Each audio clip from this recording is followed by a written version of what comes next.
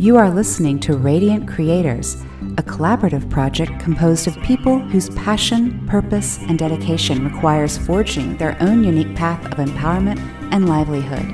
A radiant creator isn't making a living, they are living.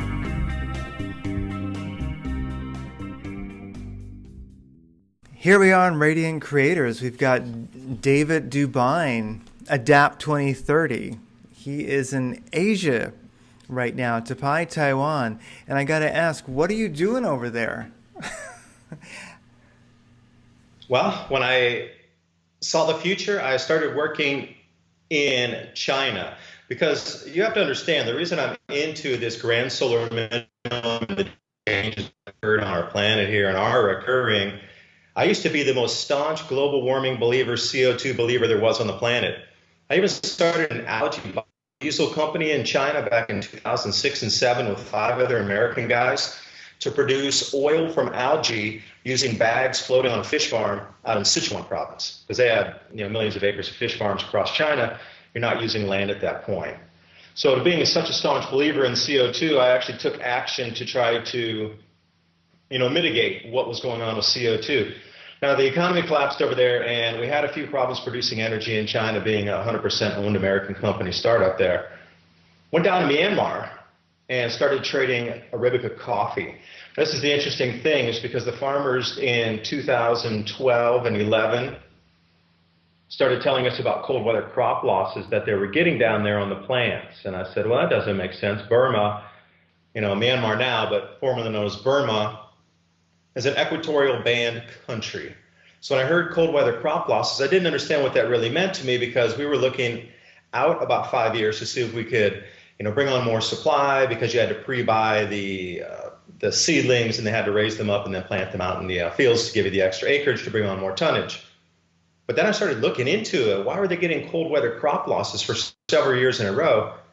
And that's what led me to what I'm doing right now with the Grand Solar Minimum, the channel I've created, Adapt 2030 on YouTube, as well as the Mini Ice Age Conversations podcast. Anywhere you can find podcasts hosted across the net. That's kind of a long introduction there, more than a minute, more than I wanted to speak. But anyway, gives you a good rundown on how I'm really involved and why I'm involved, not just because I'm here randomly. I like that. And it seems like there's a big difference between living a life searching for the truth or being open to the truth, having sort of a never-ending evolution, and then just getting stuck in dogma or entrenched beliefs. And it seems like many people, you started out, like myself, believing global warming, because I think originally when I was really young, it was a coming global ice age, and then it changed to global warming, and now it's just climate change. Any change in the weather is proof, supposedly, says Al. And so so you kind of went into it briefly there, but how did you get so interested in climate science? And also, I guess you should really do an intro, a little bit about you. You've put out an amazing amount of work. Your Adapt 2030 YouTube channel, you're putting out, at least once a week or so, real amazing information. So I guess as we kind of form this into an interview, now that we got all the sound working, really, what led you to your passion as a scientist, especially with the climate, and how do you keep the passion to keep putting out so much content which is controversial and absolutely true? Well, as we move forward into this is the most important thing in everybody's life. This is going to be the greatest single event in at least 400 years to sweep across this planet. It's going to include everybody. Every genre of society will be in rich, poor, middle class, no job, never educated, educated. I don't care what you are, what race, religion, economic strata you're in, you're going to be affected as well. So when I look out at the traditional, what they've been brought up, and all of us have been brought up in, get a job, work, save for retirement, that doesn't exist anymore at all. At least in my personal opinion. Now, you can agree or disagree with that, but the research I've done has led me down this road to, this is the most important thing ever, literally, in the last centuries. I want to be part of the change, bringing the information, because the more prepared you are, the better it's going to be for all of us. Because I look at it like this: if I just kept all this information to myself, I'm one guy. Could I survive as well if there's 500 other people that are prepared and we're working together? Because I feel that, and as you look through history, communities that work together had the greatest survival rates. And if you read about the accounts in Bosnia, which I'm really into right now, I'm reading a couple books called The Year in Hell, Bosnian survivor accounts, they detail it. You need community to survive this thing. The people who were by themselves, they all died. They were all taken over by thieves and bandits. So it was those who were in communities and organized, helping each other, swapping skill sets, swapping knowledge. You know, they go through this whole different thing of value chain. A person who could create kerosene to, fill lanterns, their bellies never were hungry. A person who could refill Bic lighters, their bellies never went hungry. Some of the craziest things that you would think, nah, that can't be exchanged for anything.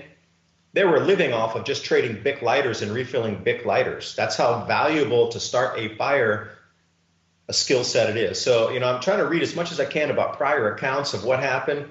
And you as a listener, really, if you don't know anything about the Grand Solar Minimum, I encourage you to start with John Casey, former NASA Space Shuttle advisor. He details everything, and he's the first contact point I had when I started learning about this.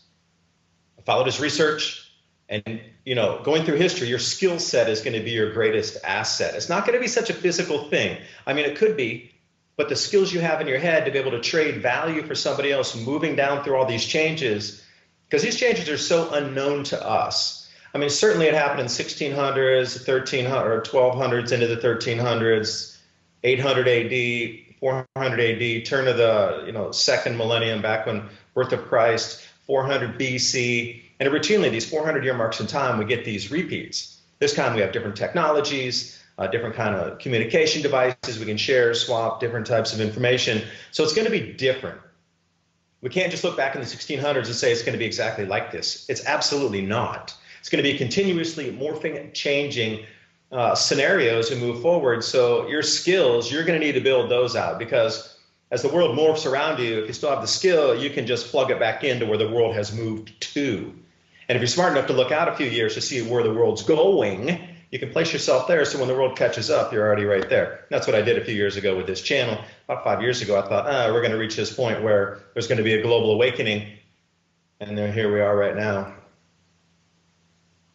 Yeah, global awakening. A global awakening is a tough thing, because we hope so, and that'd be a question I'd have is, well, before I ask if you think there's a global awakening happening, because there's different ways to look at that, I would say, could you describe a grand solar minimum for us? Because there's a lot of people who are listening, and this will be the first that they've heard of this, and it's important that we get this info to them. I mean, a grand solar minimum, how would you describe that and give us some idea of a timeline on that, just so people have a foundation, they understand what we're speaking about? Okay, a grand solar minimum is just a prolonged cycle in the sun of low solar activity, far lower than anything that we see in the 11-year solar cycle. So as you peruse through the news these days, you'll see we're at the solar minimum, and we've entered, well, some say now with the new sunspots that have just occurred in the last week or so, into solar cycle 25. I firmly believe we have another year before we get into solar cycle 25. But the news is always talking about the 11-year solar cycle. Let's take a step back. We need to start small to come big. So sunspots, that's the indicator of activity on the sun. So when we go to 0 sunspots, that's when we're in this solar minimum on the 11-year cycle. Well, those in turn are encapsulated in larger cycles. So we come up to this 400-year cycle, which we're entering right now, that's overriding, and it's a more powerful cycle than the 11-year cycle. But we need to take that step back, because solar activity, you need to take a look at the actual amount of, during that solar cycle, how much activity it was, lower or higher. And then if we take a further step back and we look back in time over thousands of years, you can see that the solar activity dictates the rise and fall of civilizations. Now, the grand solar minimum in itself is just a very low solar activity period that lasts for about 30 years. That's the definition of it. The magnetic waves on the sun cancel each other out. There's 4 of them up there, and they go into a canceling mode where there's not going to be much sunspot activity. The amount of solar activity is going to decline to the lowest we've seen in 400 years. That's truly what the grand solar minimum is. Now, since our Earth is connected to that sun, that big thing over to the left, that's 1.2 million times larger than us. When there's electrical or magnetic or electromagnetic effects on the sun decreasing, obviously our Earth is going to step down lockstep with the decreasing solar activity. Just if you look at the 11-year solar activity, we can see small microcycles within there on how the weather behaves strangely when we get to the solar minimum like we are now. But just trace it back and then go whoosh, take a large step in that larger cycle in the 400-year, and you start to see these gigantic decreases in productivity, dark ages, and collapse of kings, queens, empires, and everywhere you look across the planet, it's always the same time frame. Ask yourself why. It's all based on the sun. So once you know this is the base layer of information, sunspots, the amount of activity in a full solar cycle, and then solar cycles over thousands of years, how these affect society. And this is why we're coming back in another one, why it's so important to talk about it. CO2 causation, if it does have any, I won't say it has no effect. I would say maybe 5% of all the changes on the planet we're seeing have anything to do with CO2. The rest of it's mainly with pollutants that are coming out of the smokestacks across the world, ship tracks that are all across that nobody wants to talk about. Global shipping is one of the main polluters on the planet, nor air travel. Oh my gosh, we'd have to cut economic revenue. Well, why don't we just talk about CO2, a pretty much non-inert gas. 0.04% of our atmosphere is CO2, if you didn't know that. So instead of really addressing the elephant in the room with the real pollutants on the planet, with really, having a lot of effect in terms of cloud nucleation, et cetera, why is nobody talking about cutting emissions globally? Oh, that would be too economically inconvenient. So they choose to say, only countries can do it, those countries can't. But nobody looking at the elephant in the room of the minimum. Climate-wise on this planet, to every ship and every airplane, this grand solar minimum is going to increase the temperature 3 degrees Celsius globally by 2025, 2028, somewhere in that range. You talk about timelines, we can talk about that as well. Exact dates for what's going to happen, way more precise than the IPCC's projections. So you're breaking up a little bit there when you were talking, but I think a lot of it got across. But so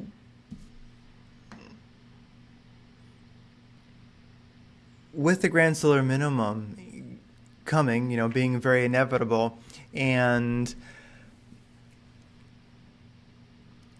you mentioned that civilizations they rise and fall really tied to global solar minimums. And so with that said, it's very curious because you do look at history and you wonder, well, what happened to Rome? Why isn't it here? Why would it go away? It doesn't quite make sense, and it begins to explain things. Then, of course, you look into the magnetic pole reversals and cataclysms and much more devastating events. Then that begins to make sense also. So at this time, like one of the things you put out in a video recently was how really the governments around the world, their reaction to the global solar minimum. So as you were saying in the video, they know and they've known for quite some time. And so they're telling us, and they're making more and more of a blind religion out of it, truly, that, global warming. I've never seen people more out of their minds on many levels than they are right now. But also, especially with global warming, it divides family, there's friendships that end. I mean, it's truly a cult. And it seems that the governments of the world, and since they're tied to the mainstream media, you look at like Silicon Valley, just technology in general, there's a huge orchestrated propaganda effort that we believe global warming is the only possibility. It's absolute doctrine. I mean, I don't think it'll be that long before there already is, but violence over it. I mean, there definitely is a form of violence happening now. And so how does that play into past, civilizations that have come and gone? Because it seems that as what's obvious is happening, I've been surprised recently listening to your work and other people's work at how extreme the censorship is, at how extreme the effort to hide what the weather is doing while people in this country are drowning. It's like, has this always been the case through the cycles of history with empires falling based on solar minimums, that the powers that be try to hide them from the people? Yeah, you look routinely through history. We could start back with the Cathars, or we could start in the Roman Empire. We could start anywhere. Go back to Turkey with the Gutenberg printing press being illegal. The dissemination of information, the powers that be from this top-down pyramidal structure of power, they don't want the masses knowledgeable about pretty much the workings of the solar system, the universe in general, our galaxies, etc., because these patterns repeat. And a repeating pattern, if it's close enough and starting, what we've been fed is, save for the retirement 60 years from now, it won't be here. So how do you keep people on the treadmill if what their goal is at the end of their retirement and chilling on a beach with margaritas is no longer there? See, it's about population control. And what I really feel like right now, it's going to be triage more than it will be bring people through this grand solar minimum. You hit it on the head when you were growing up. You said that they were talking about ice ages first. Then we come into the grand solar minimum. We're back in. I think that one reprieve of heat, if you want to look this up, and everything I say today, I don't want you to listen to me. I do not want you to believe me blindly. It is your job and your responsibility to fact check what I say and fact check everything that goes on, and then hopefully it will lead you to at least another avenue where you can start digging further into the effects of past societies, going back to centuries, millennia, on these grand solar minimums, as well as what we can expect moving forward, and truly how the governments of the planet are trying to, I think they're trying to avoid mass panic at the moment. Because if everybody knew in my head what's going on, everybody would pretty much quit their job, except for keeping going where the revenue can come in so you can still prepare for these events, as well as trying to disseminate the information. That's kind of the niche I have. Now, I listened to your interview with Diamond up at the Oppenheimer Ranch Project. Great interview, by the way. You asked him some good questions. I hadn't heard him talk like that before any other time in any interview. So whatever you asked really turned him into more of a, get into that personal level of why he does what he does.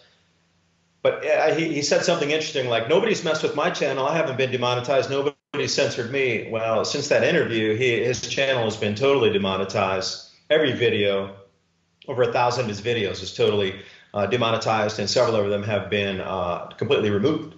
So he started going on proactively and removing videos. I think he's removed 50 or 70 of them himself already, and that's just since the last week that you did the interview with him. Now, as we move forward with this grand solar minimum, when you're starting to talk about food riots in cities based on the non-prepared people, I don't think governments are really going to want you to share that information so much. Now, will it start this year, food riots? No. 2023, absolutely, everywhere across the planet. By 2028, the forecast is we're going to be growing only 20% of what we're growing today. I'll take that into consideration for a moment. That's a heavy statement. So let's use 100, for example. If we have 100 tons of food today, we're only going to be able to grow 20 tons of food by 2028, and that will be a 4 or 5 year period, 2028 through 2032. We're going to get almost no solar activity. Global agriculture is going to plummet. And, the people who are putting out these forecasts are calling on governments to already start stockpiling food right now, today, for these lean times coming up in almost 10 years from now. They're falling on deaf ears. When you try to repeat the information, it's not on the choice columns on the side. You have to actually manually enter the URL to even find the video. They're not really, censoring it in such a way where they completely remove it, but they make it incredibly difficult to find. And when you're sharing things like this across social media, they just don't make the feed. Sometimes you'll have to post a video through traditional mediums 5, 6, 7, 8 times before even 2 people will see it. It's just not going to get in the feed. So I'm not going to say it's censorship, like, they're handcuffing you and putting you in jail for writing something on the net. But as you try to put out this information, there's definitely a stonewall at the moment on putting causation with sun to the effects we're seeing, and now taking it a step further, like Christian at Ice Age Farmer does, and myself too to some extent, the crop losses that are occurring. Now, my whole new thing moving forward is economy, and this. Because before I was focused on the sun, the effects on the societies that we've seen in past cycles. I like to go, I'm an ancient history buff. I love that stuff. When I go travel and I go to countries, I go to see the ancient ruins, the artifacts. I go to see the museums. I go to talk to people, visit ancient sites, look for the ley lines, all this kind of stuff. That's me. But I want to tie it into the economy now because, you know, the economy moving forward is going to be the strangle point that's going to cause all the chaos. Just the food being lost itself. People get hungry, they do crazy stuff. Okay, one thing. But in the lead up to that, there's going to be a significant amount of global chaos in the economy, contractions everywhere. And, you know, if you can put at least some dates onto that moving out, I think it could be more helpful for people who are trying to prepare. And one of the great ways to prepare for this situation, it seems, is to, well, grow your own food, which is something you speak about. And always. Yeah. And the thing is, in preparing for a grand solar minimum, and like you mentioned, Ice Age Farmer, and of course, Diamond from Oppenheimer Ranch, and of course, there's LeakCon coming up where you're going to be also, and we're going to be there too. Really, yes, it's about preparing for something, but I think also essentially it's about living a full spectrum life, living a natural human life. It's living closer to nature, actually living with a relationship to nature at all, which many people don't have, and actually having, like what happened to the Victory Garden? People used to have big victory gardens in their backyard.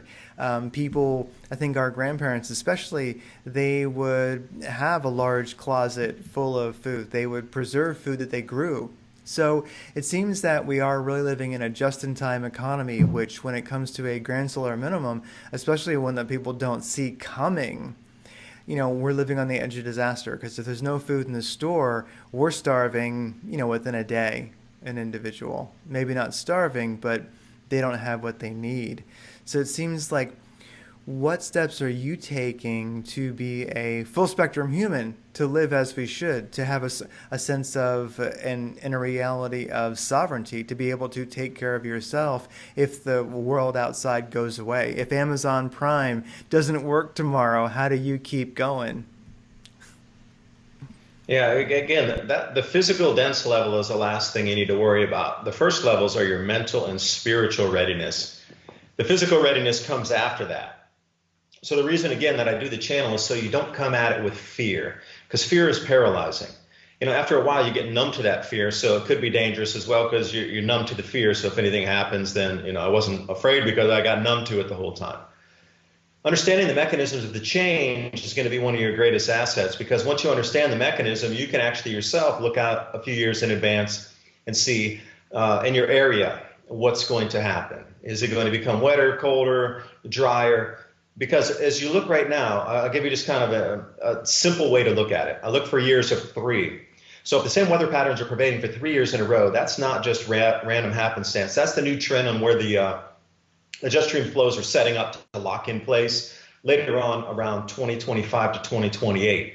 Now you have to realize, since we're just entering the grand solar minimum right now, the greatest intensification and the greatest movements in our cloud bands and the jet streams and the atmosphere is occurring right now and shall occur through the next 3 to 4 years. But after they get some more stabilization, it's almost like throwing a rock in a pond. As soon as it goes kaboom, those first biggest waves are kind of what we're getting now. But, you know, after a few more seconds, those waves start to, you know, flatten and the ripple becomes more even and evenly spaced. It's something like this. So the greatest amount of change we're going to experience, at least in this first wave of 2 waves here, is going to be through these next 3 years. So if it's snowing and it's a 3rd year of record snow where you're living, I'm almost going to say, not 100%, nothing's 100% for sure, but at least above 90%, that the following year is also going to have record snow in your same area. If you're getting floods, if your area is getting wetter, I know you're down in Arizona, and we just saw those floods down in Death Valley. That's the 2nd year in a row. We got the record snows across Arizona and Nevada this year. That's the 2nd year in a row with the rains. Everywhere's record rain, record snow, all across the desert Southwest. So this is absolutely a spot that's going to get wetter. So you should be looking for increased agricultural possibilities down in the desert Southwest of the U.S., whereas some places up in, say, Newfoundland, Canada, they're going to go completely offline in some of these areas first. You know, it's the 3rd year in a row where Christmas trees are dying because it's too cold. Vineyards are lost. much up there in the Newfoundland area. And again, I wish you would double check and really take a look to see what the devastation is in the agriculture across some of these areas in Canada. And, we're looking at the record snows in Europe again through the scan third year in a row. Winds and snows across the Adriatic. So some of these areas are what I would consider hotspots, not in terms of temperature, but in terms of, massive shifts in the climate. So the Alps of, let's say, from Austria down through Italy and over into Slovenia, that whole area, more record snow, especially France. These are the same areas that they were talked about in the 1600s that got hit tremendously versus other areas that were less, I should say, affected on the periphery. But Croatia, another place, absolutely going to be in Turkey. Look at North Africa, more record snow just last week. Snowed in Saudi Arabia 2 weeks ago. In the beginning of April, they said it never happened before. It should be 90 degrees there. We get more record snow in Morocco last couple days. So when you look at the Sahel as well, there's getting much more rainfall there. And after we can, I don't want to ramble on too long. I like to let you talk, but please come back to record rainfalls, because what I'm seeing indicated here with the amount of rainfalls across desert areas that haven't seen rain in 3,600 years, starting to flood across these same rivers where settlements were abandoned 2,000, 3,000 years ago due to the drying effect, where something shifted in the climate. So, personal opinion, are at a 400-year cycle? Sure, we absolutely are. But how many of those 400-year cycles are culminating in even to the next step higher? 2,000-year cycle, 3,600-year cycle, 9 cycles of 4? Not sure, but something has definitely shifted to the point where deserts are now greening again. Yeah, the Arizona desert, it's definitely not, doesn't seem like it's quite getting as hot as it should yet. And it's a funny thing where I look at the rest of the nation, everybody's freezing, and here in Arizona, we're like, wow, this is kind of nice. It's not quite so hot. So, yeah, the idea of Arizona becoming green again, well, if you live here, that's wonderful. But of course, that's not going to be so easy. That transition to going from green to desert is going to be much more difficult in other parts of the country, other parts of the world, for sure. And something we talked about earlier was cryptocurrency in Venezuela. And it's really something to see there, because one thing I think is, you mentioned economy. And so as the economy changes going into a grand solar minimum, how do you feel that's going to look in regards to cryptocurrency? Because it seems that fiat currencies are going to have issues, especially if governments can't really stay stable. Yeah, you allude to the point. Why did the Roman Empire collapse? They should have kept going. How about the Akkadian Empire? You ever hear of them? Why have all these empires back through time just suddenly collapsed, even back to the Sumerians? When you look back in the record, look for them falling on a 400-year cycle. It'll be something with an even. 1600, 2000, 1200, 800, 400. When I keep going back in time, BC, you got 400, 800 BC, 1200 BC, and you start to see the routine. 1600 BC is when they put the Assyrians at the collapse. Gee, imagine that on a 400-year cycle again. So the first question I might even ask, let's talk about the real economy first. So take you back to 2008 and 9. Fuel prices get really high. So I'll pose the question to everybody listening here. If your food triples in price or quadruples in price, what are the first things that you'll stop spending on to redivert that money into your food? Like, really, take a look. Let's say you have extra XYZ amount at the end of each month that you're spending on other things. You're going to have to redivert that into food. So what's the first things that you're going to stop spending on? See, those are the kind of companies that will have the most difficulty on the traditional stock market. And that ripple's going to go through, because you talk about just-in-time delivery, everything's based on credit. So if the credit locks up, how are they going to be able to buy? How are they going to pay for shipping, moving out? LCs, what do you think that is? Well, what do you think? You think shipping, you pay for cash and then they send a container over? It doesn't work that way. So collapsing and fiat currencies are collapsing, because up to this date, just right now, but just go back prior, every other fiat currency that has ever existed ever has collapsed, except the ones that are alive right now. And they will collapse as well. Now ask why they collapse. Why does every single fiat currency continue to keep collapsing time after time again? They run the plan cycle. I also think this is... Oh, you break it up a little bit there. Yeah, so what is it with the financial cycle here and the currency is continually collapsing? I can imagine that with this new downtrend in food price increases, people are going to divert an enormous amount of fiat currency collapses globally. But there is going to have to be something else so we can continue to trade internationally. Cryptocurrency, smart contracts, is something that has value that's universally accepted as value. Like, why does gold and silver still have universal value? Because globally it's accepted as valuable. Whatever paper money sits next to the gold, it always has some paper value associated with it, or food value. Because remember, the dinar back, let's go back to, denarius, one of the things. Pieces of silver were not what you could buy the food for back in the day. The silver was related to the grains of food representing silver. See, we got it opposite. You use the silver to buy the food. Before it was the amount of grain because food was so valuable that represented the amount of silver. Completely the opposite. So when you start to think like this, like, wow, they counted it down to the single grain of barley to get that piece of silver trade. That's incredible. Where they, oh, that's one too many, pull it back. A grain of barley. That's how intense the measurements were at that time. So if I'm going to still trade with you globally, and the U.S. is falling, the yen's falling, the yuan down in China's falling, or Venezuela, whatever the currencies we're using, if they're no longer accepted, what are we going to use for trade? And I really think smart contracts using cryptocurrency of our choice is going to be the solution. Now, I'd like your thoughts too, because we did talk about crypto there shortly, and I'm sure a lot of people are going, what did he just say? So, moving forward, you can see moving over to Hashgraph for sure at the end of this whole thing, this interim step of the blockchain moving over to Hashgraph for everything. Great, this will run us through the next 12 to 15 years, but you're definitely going to need to know what this blockchain thing is and the cryptocurrency. Forget Hashgraph, you'll learn about that later on, but this is just the middle step to get us to that last ultimate step. Well, you definitely can see the importance of cryptocurrency, how it works in Venezuela, for instance. In Venezuela, looking at local bitcoins, people buying bitcoins there, and also Bitcoin volume as far as transactions, it's just off the charts. I think last week was an all-time high there in Venezuela, and if you look at the graph compared to before their economy collapsed and now, it's amazing. And then also another cryptocurrency, Dash, I think it's one of the top 100. Dash is up there. And the reason Dash has been used so much there is because you don't need internet access to do Dash transactions. You can do it via text. You can text them back and forth.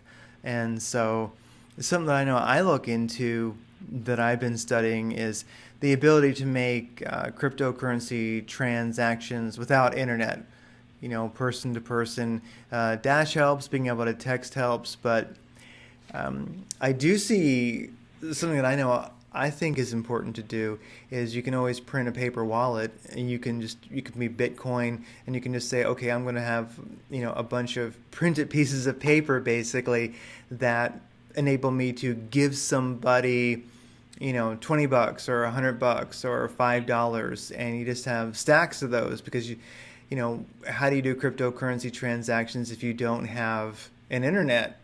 If that's intermittent and not working. So a lot of these things are already happening in Venezuela. So I hope people are looking there if they have an interest in cryptocurrency and look at what's happening in Venezuela, because it's inevitably coming and a lot has been figured out there. Yeah. Yeah, it sure has. And in my mind, the way it's working, looking into the future, how are these transactions going to get broadcast? You look at the quantum satellite network that China's been putting up there. Traditionally we have these cables across the ocean, but China's trying to put the broadcasting network above our heads and a satellite network that's not going to be affected by terrestrial effects. So they're already a step ahead. I mean, the Chinese, they have thousands of years of record. They know exactly what's going to happen this turn of the grand solar minimum, and I believe they understand it's a much more powerful grand solar minimum or change in the sun. That's why they're over there in Africa investing all through the Sahel. They're trying to find a new food growing area. They would bequeath tens of thousands of square miles of desert just for putting investment money in. And guess what? All that desert area is suddenly full of grass to the point where the locust swarms and herds or swarms of locusts are, 4 generations deep in those locusts. They've never seen anything like it. All through the Middle East, the amount of locusts swimming around out there is unbelievable. You can see it from the satellites. That's how many locusts are flying through the air. That's all from just the grass. Now, luckily, they weren't growing plants that would have been eating corn, etc. But just the amount of natural grasses that grew allowed all these locusts to just, breed and continually, their carrying capacity suddenly increased 100-fold. So obviously, the insect population as well. But I want to take you out of my mind here for a second. The solutions that we need for providing power to, first of all, we're going to have to take everything indoor. At least a lot of our agriculture is going to need to go indoors. We're going to need power for the LED grow lights, fans, computer mechanisms to move the water, get the pumps going, like I say, fans, we need aeration, etc. I'm thinking magnetic motors. We're using 2 discs, but one's north-facing, one's south-facing, and once they start to spin, they continually push each other. We're using the Earth's magnetic field just on 2 discs full of magnets, neodymium magnets, to push each other. And then at the end of that, since it's spinning, that's all you need is a spin, then you can generate electricity from that. Now, taking it out, why would I even mention that with quantum satellite network and China broadcasting and satellites? Because if you have a way to access those satellites as a point there, you have a magnetic motor powering your transmission device that can connect into the quantum satellite network. You become your own central bank, because everybody in your area will come to you, because you can actually do that.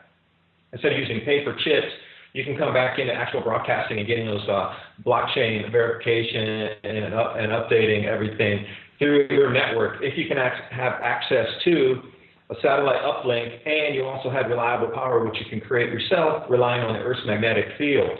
So that's where my mind is going, that far out into, wow, you can do all this, and I really want to get this magnetic motor finished myself so we can power some LED lights to show how much output can be steady. Because even if the Earth's magnetic field decreases due to the sun stepping down its output, there's still going to be way more than enough to power your motor.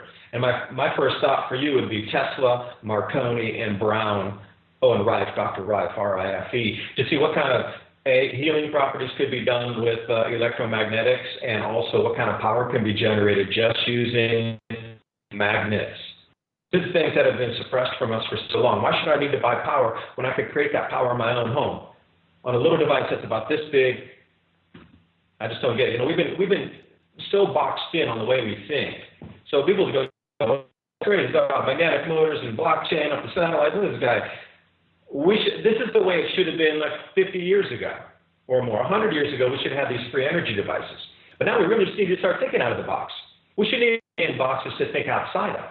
We should be so experimental with our thoughts that any solution is a possible solution, because, as I say, this iteration of grand solar minimums, unlike anything we've ever seen, we have the best technology right now.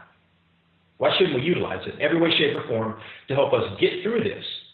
And you talked about the mental and spiritual preparation earlier. Now we come to the physical. We're going to need to grow food, but you need to protect your food. You need to process your food, dehydrate it, store it. This all requires power somewhere. So, thinking out the box on how to use gravitational vortex power, magnetic motors, these types of things where we need to go to, because you're not going to be able to rely on the traditional grid. It's going down for sure. So don't even rely on the grid in the future. You need to think. There's no. If you're seeing the interview, remember that break, maybe it'll be spliced together in the interview, but we're talking about magnetic motors to be able to drive LED systems and using gravitational vortex power, Dr. Rife, Dr. Brown, Nikola Tesla, and Marconi, and then our call dropped. Interesting, it just dropped.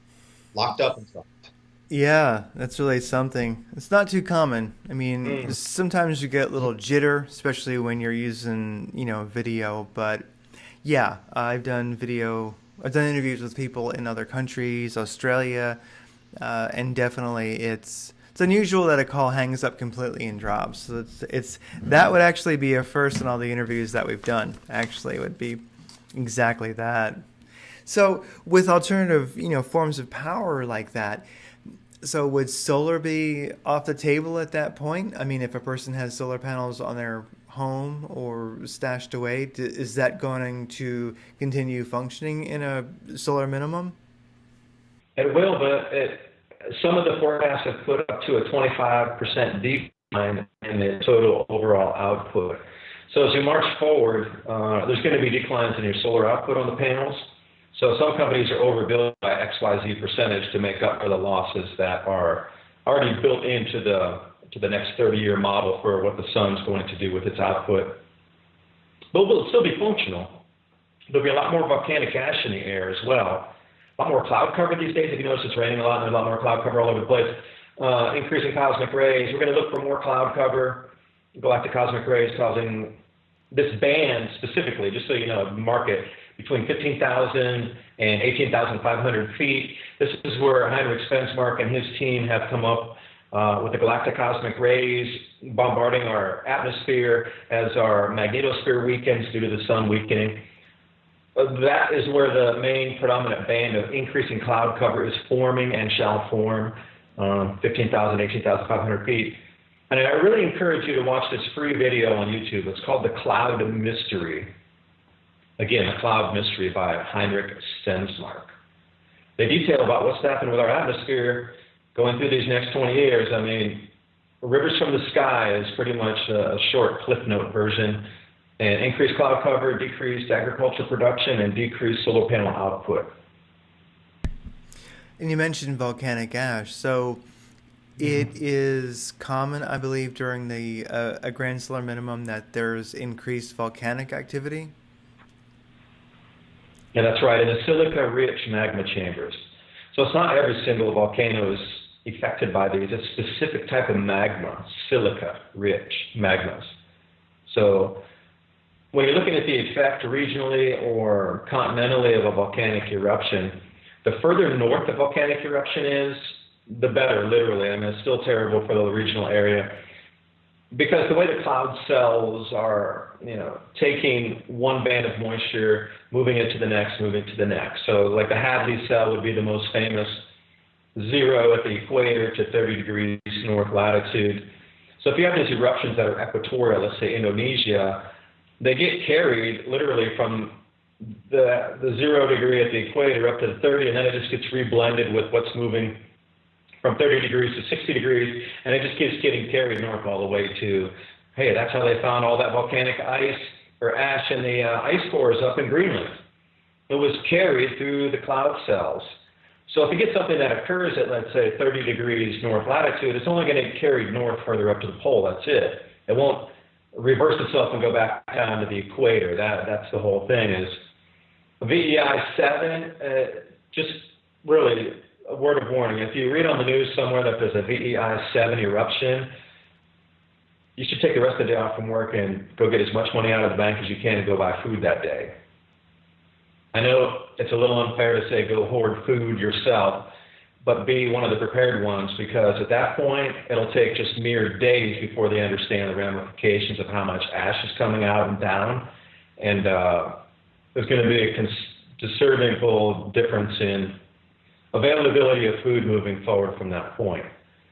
So I'll leave it right there without going into too much more detail on that. But if you see about a huge volcanic eruption, you need to take action right then. There's no waiting at that point. It's over. Like society, as you know, it begins a different end to itself that day when we get a VEI 7 eruption on this planet.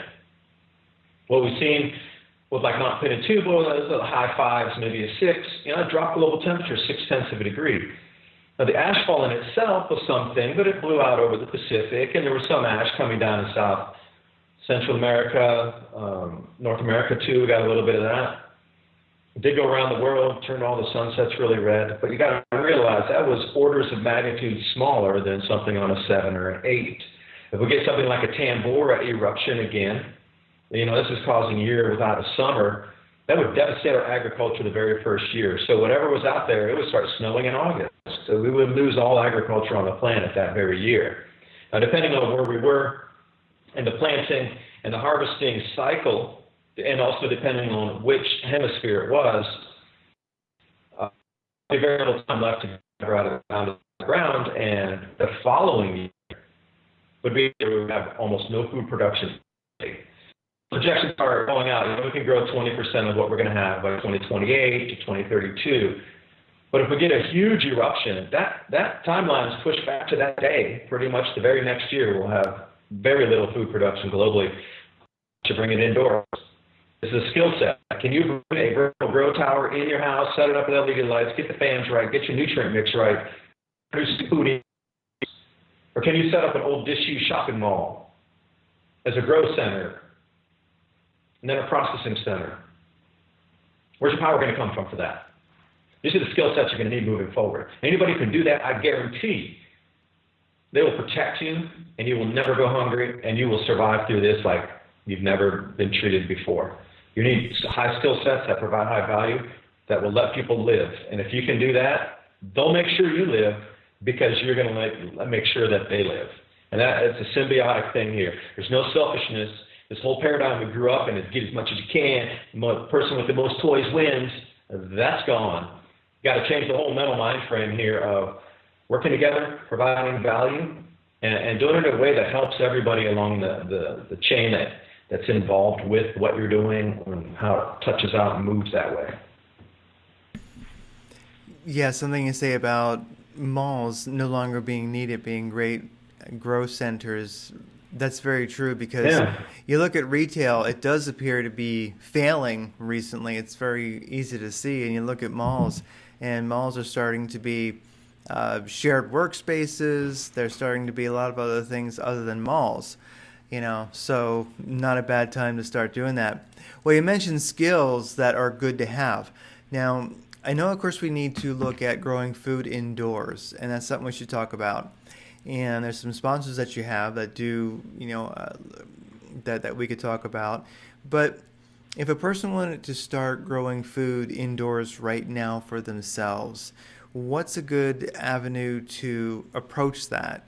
I mean, of course, they're going to need power in the future, but right now, today, a person wants to grow some food. What can they grow in their house, and where to look, how to get started?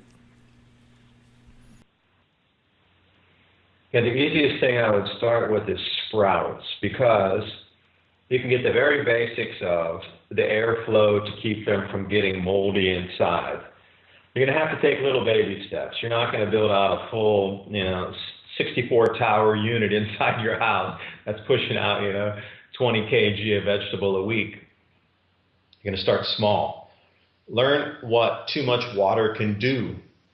And then after you grow the sprouts, if you don't eat them all, you're going to have a huge amount of stuff in your hands. So how do you save it? Growing, it's only about 20% of the total work involved in actually having food. Growing it, great, but then what do you do after you have the finished product? You can't consume it all at one time. So we now just need to think about storing it. Well, right now we have refrigerators, and that's great, but what if you have something you want to dry and turn into a powder? This thing, basil right here. Basil leaves are a great start, or moringa leaves. Just take these leaves, dry them in an oven, leave the door open in your oven, turn it to the very lowest setting, put it on a tray, and just dry them out until they get crispy dry. Put it in a bean grinder that you would use for coffee, and then, see how you can seal it somewhere in a little plastic sack. And then you want to take it the next step, then you got to think about a vacuum sealer so you can really tighten it up. And then think way out in the future, if you can make that into little square packs of whatever it is, those are tradable. Those are things that are easily carryable. You can move those, and then there's some value associated with it. And then if you want to take a step, get a scale, so you know exactly how much is in the pack. Each of these is babies. The processing, dehydrating, and storage of your food is going to be one of your greatest assets as well. Growing it, it takes a lot of manpower to do that. A lot of fingers in the soil to do it, but once you get that done, you're going to have all this produce that you don't want to rot. So you're going to have to absolutely learn how to store it. Root cellars, learn from your grandparents. Go back in history. Fruit walls. How did they do all this stuff back in the 1600s when they didn't have refrigeration?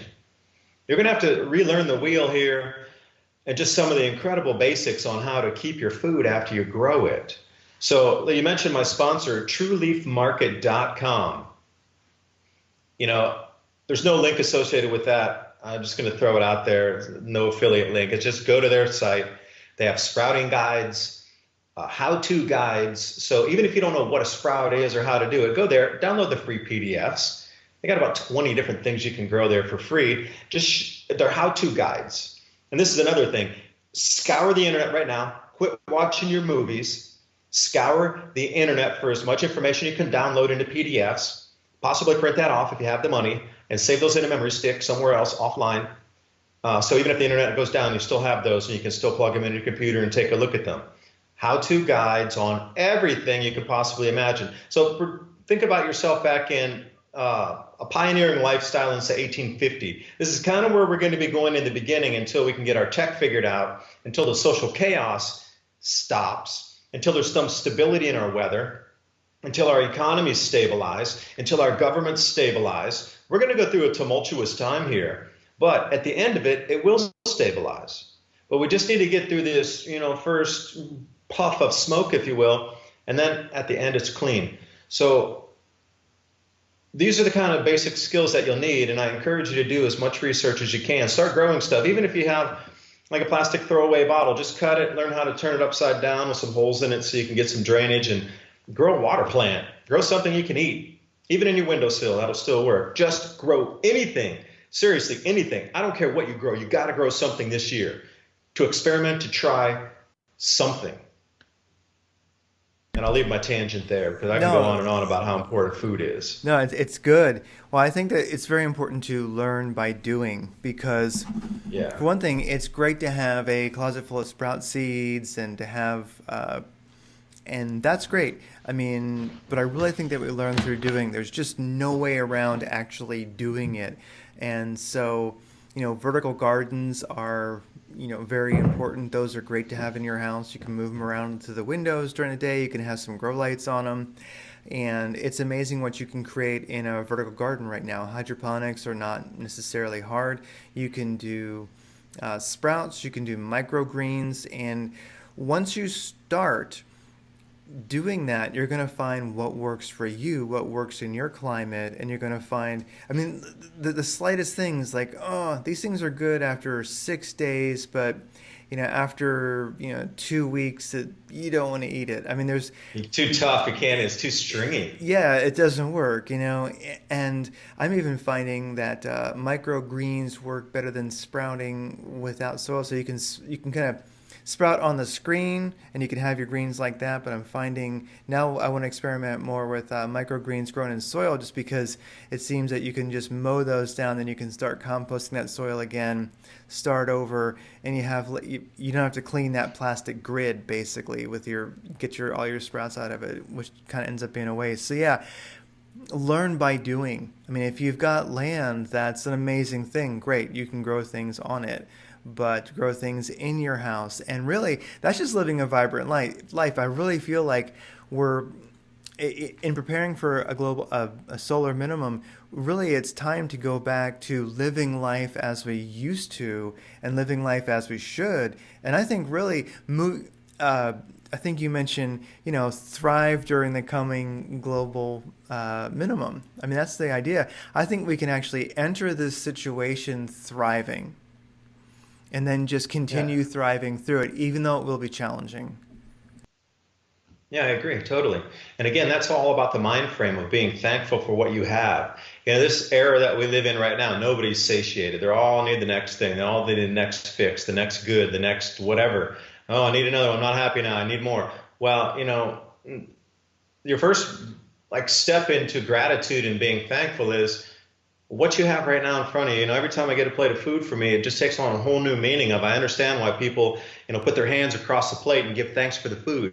Because what I see coming, that food's not going to be there. And there's going to be people that will be eating rotting food, gagging, throwing it back up so they can try to fill their belly with anything.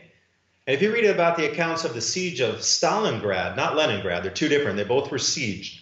But I highly encourage you, read about the Bosnian War, 1 Year in Hell. That's a great book to read about what people were eating. They were eating rotting food where they would vomit it back up, but they would re-eat it again after they vomited it because it was food to put in their body. That's sick. Go back to the siege of Stalingrad. They were eating the glue off the wallpaper. People were trading recipes on how to cook belts. They were cannibalizing people. So you don't think it's going to go into this. You're deluding yourself. We're going to go back in it. And so many people are unprepared. So if you look back in history to see what has happened and how ugly it can get in humanity, You should be giving thanks for what you have right now and preparing for the future, because those that are prepared, even slightly prepared, are going to be the ones that are going to thrive. Because, these accounts that I'm reading, specifically with the Bosnian War here, those people that are even slightly prepared were the ones that everybody traded with, and the ones that everybody came to for to be able to get the information, and it seemed to be the focal point. Like those families with larger families and communities and streets that organize themselves to protect their areas, they had it tough. They were trying to get the fresh water, but they had it way better than most people that were, in that city besieged by snipers, etc. It's all about preparing just a little bit, just a little bit preparedness and understand what's going on and changing the mind and being thankful.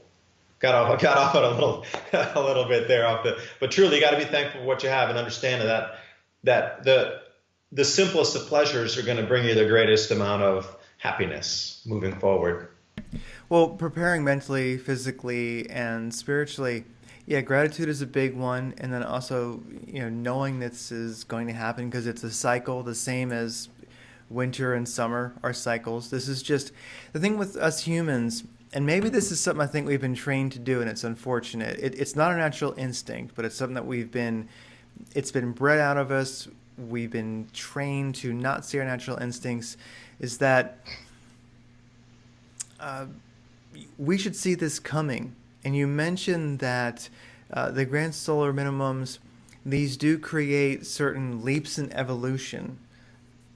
I believe that was you that said that, and that really, I think many people are noticing something is not correct or things are not correct. So it seems that people are feeling something is not right, but they can't quite put their finger on what it is. And that's something I thought is really important with talking with you, is that we can tell people this is what you're feeling.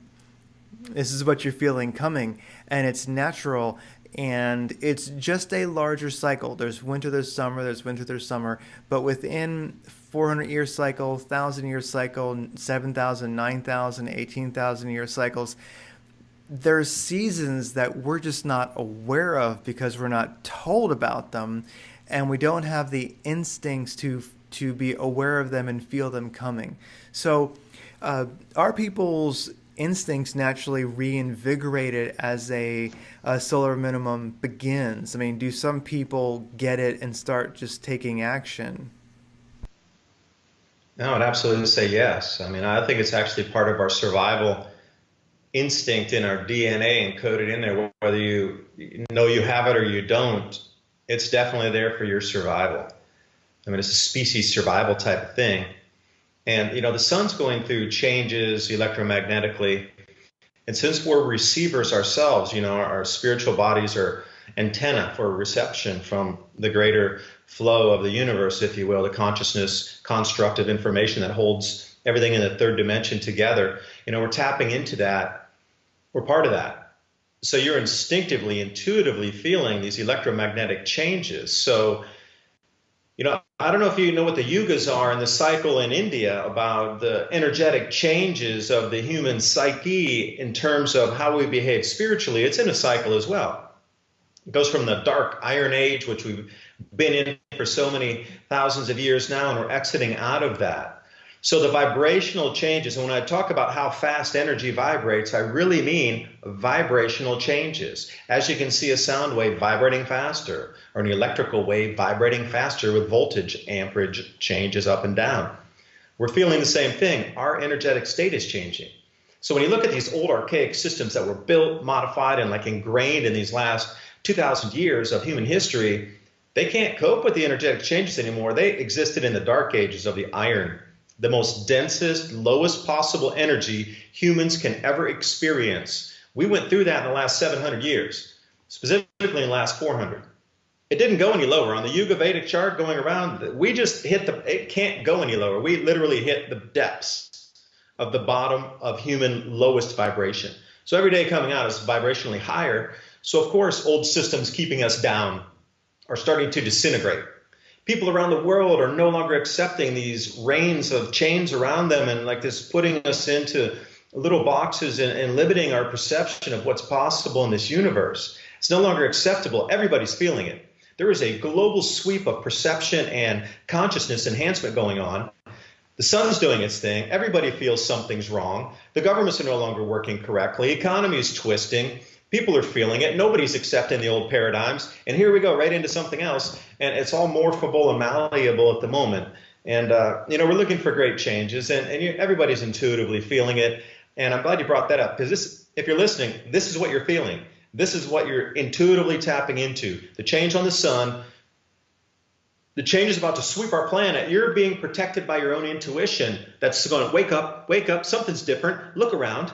Maybe you can't put the causation, but I hope this interview helps you put the causation to about what we're about to face in these next 30 years. Yeah, and in the Adam and Eve story, a book that's out there that DuByne talks about, and I actually read it on this channel. I'm not an Audible reader, that is for sure, but I did read it if anybody wants to listen to it. I sat there and went through the chapters. In the Adam and Eve story, it talks about, and this is definitely an alternate, Genesis 1, 2, and 3, an alternate biblical interpretation, and there's a lot more in that book than just that. But the idea is that Eve knew. Eve saw it coming and told Adam. Like, our intuition knows and is telling us. So yeah, if you feel like, hey, stuff's not right, this is why. And governments are definitely freaking out right now. I mean, something that gets me is censorship and the global warming scam, basically. And how do you think these two are working together? Because with the grand solar minimum and the climate definitely doing things that don't make sense, I'm just amazed at the censorship happening from mainstream media and governments. Like, for instance, you look at the middle of America, our ability to grow food has greatly been screwed up, at least for this year. We have so much flooding, and people are drowning. There is tremendous suffering. You don't see any of that on the news. Zero. You just don't. But you see it on social media. You see it firsthand accounts, people who post it. And it's really stifling, because you look at the disaster going on there, and it's just this massive devastation has just been disappeared, basically. It's not happening. Most of America would have no idea it's happening unless they actually live there and are experiencing it. So I would just ask, the global warming scam and then the massive censorship when it comes to what the weather's actually doing, I would say, is that related to the Iron Age you're talking about? I mean, is that governments losing control? Because it seems like what are they doing? I'm not even sure how you pose the question. You know what I mean? What are the governments doing? They're letting people drown. They're giving us this con. And what the hell's going on?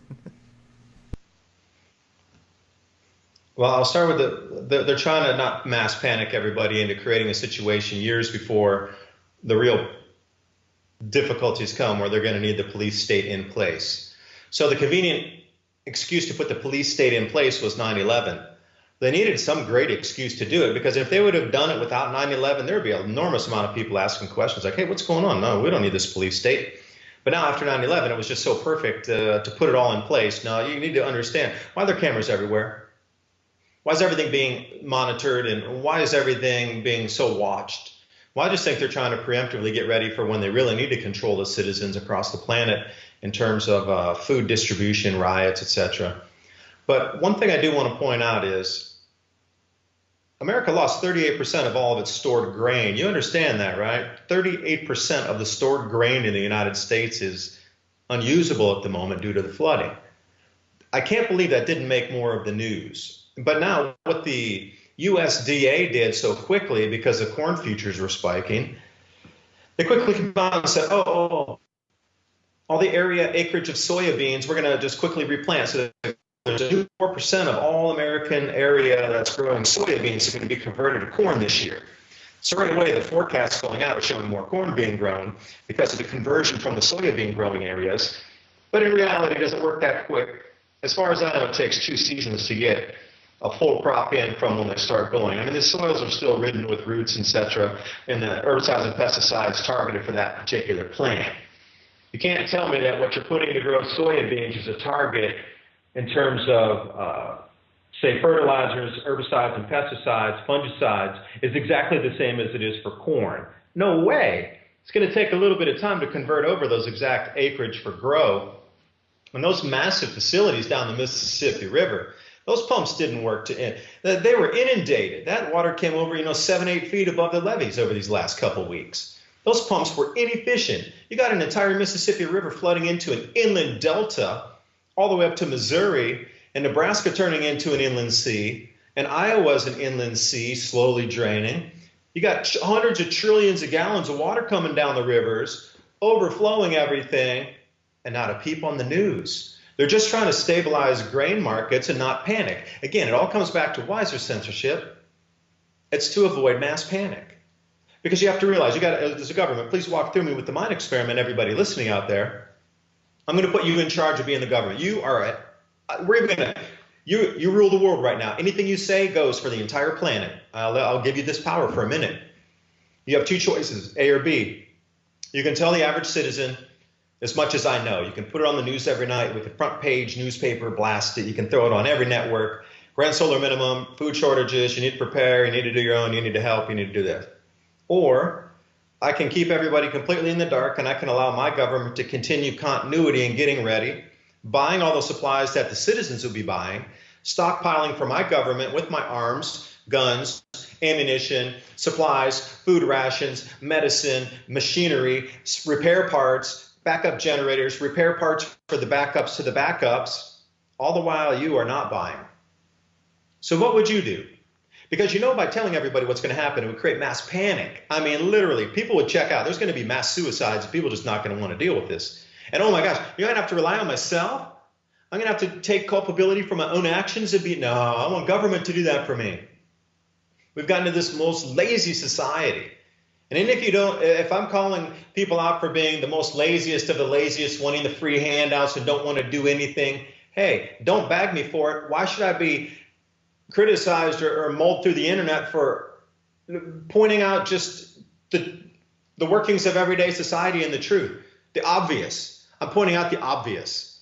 People just are too lazy today to want to take responsibility. And boy, if they told them they would have to be on their own and take their own responsibility, I don't think our societies would collapse years before the real trauma or the real cataclysms or the real changes in our society was coming. I think it would just fall apart within weeks if the truth was truly known. So if you want to know why the censorship's there, that's why it's there. Yeah, and it seems like we've got I guess I'm 49, so I'm not that old, but I would say people that I know who are older, and certainly not all millennials, but people, youngsters younger than them, having lived in the city of Seattle for a good number of years and such, I find that we do have a younger generation, but it's not just younger generation, it's people my age also that really want their enslavement. I mean, it is an odd thing, but if you go to cities where basically they breed people who are easy to control, that's what I think cities are for. I know Plato said the greatness of a civilization is found in the cities. I would say not so much as the degeneration of a people is found. Maybe it depends on what time in history you're looking at a city. But I think one thing that we face as a challenge is people who would trade a prison cell for certainty of healthcare and food and free Wi-Fi with an iPad.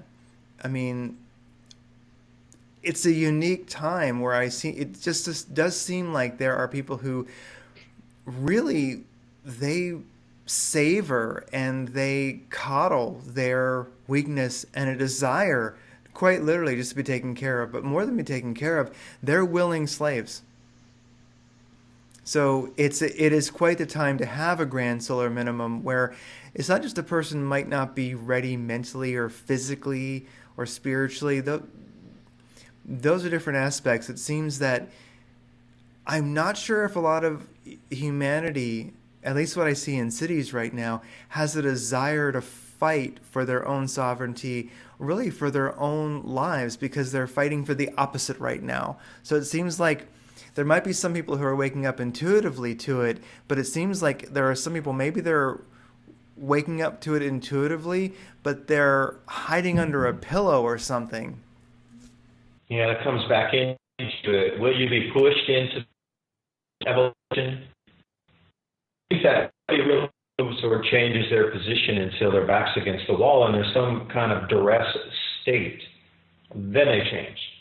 Now you go back through these, esoteric traditions, Saturn cult, Big Dipper cult over here in China, the Big Qixing, and anywhere you look across, through prehistory, there's always seems to be this one segment of society that's responsible. I personally don't believe it. I'm responsible for my own evolution, if you will. But, in the traditions that are put forth and what you understand of esoteric meaning, these level of persons are in charge of creating such stress here that we need to jump evolution, that we won't do it on our own, that because we won't do it on our own, that gives them the right to put us through all this barbarism to try to make us spiritually evolve. Well, for me, it makes no sense, but at least that's the way the traditional story goes. And again, I think that's just a smoke and mirrors to allow them to try to continue to reign control. So even if you see something negative, you're like, oh, well, they're just trying to help humanity, evolve spiritually. I think it's still part of that darkness that's around, that's been allowed to maybe jump dimension during the lowest times of vibration. The two dimensions sort of intersync on each other. And I think that split is happening again where they're starting to uncouple as the vibrational frequency increases. But change doesn't really come. You look through history, changes don't really occur until there's massive, massive suffering.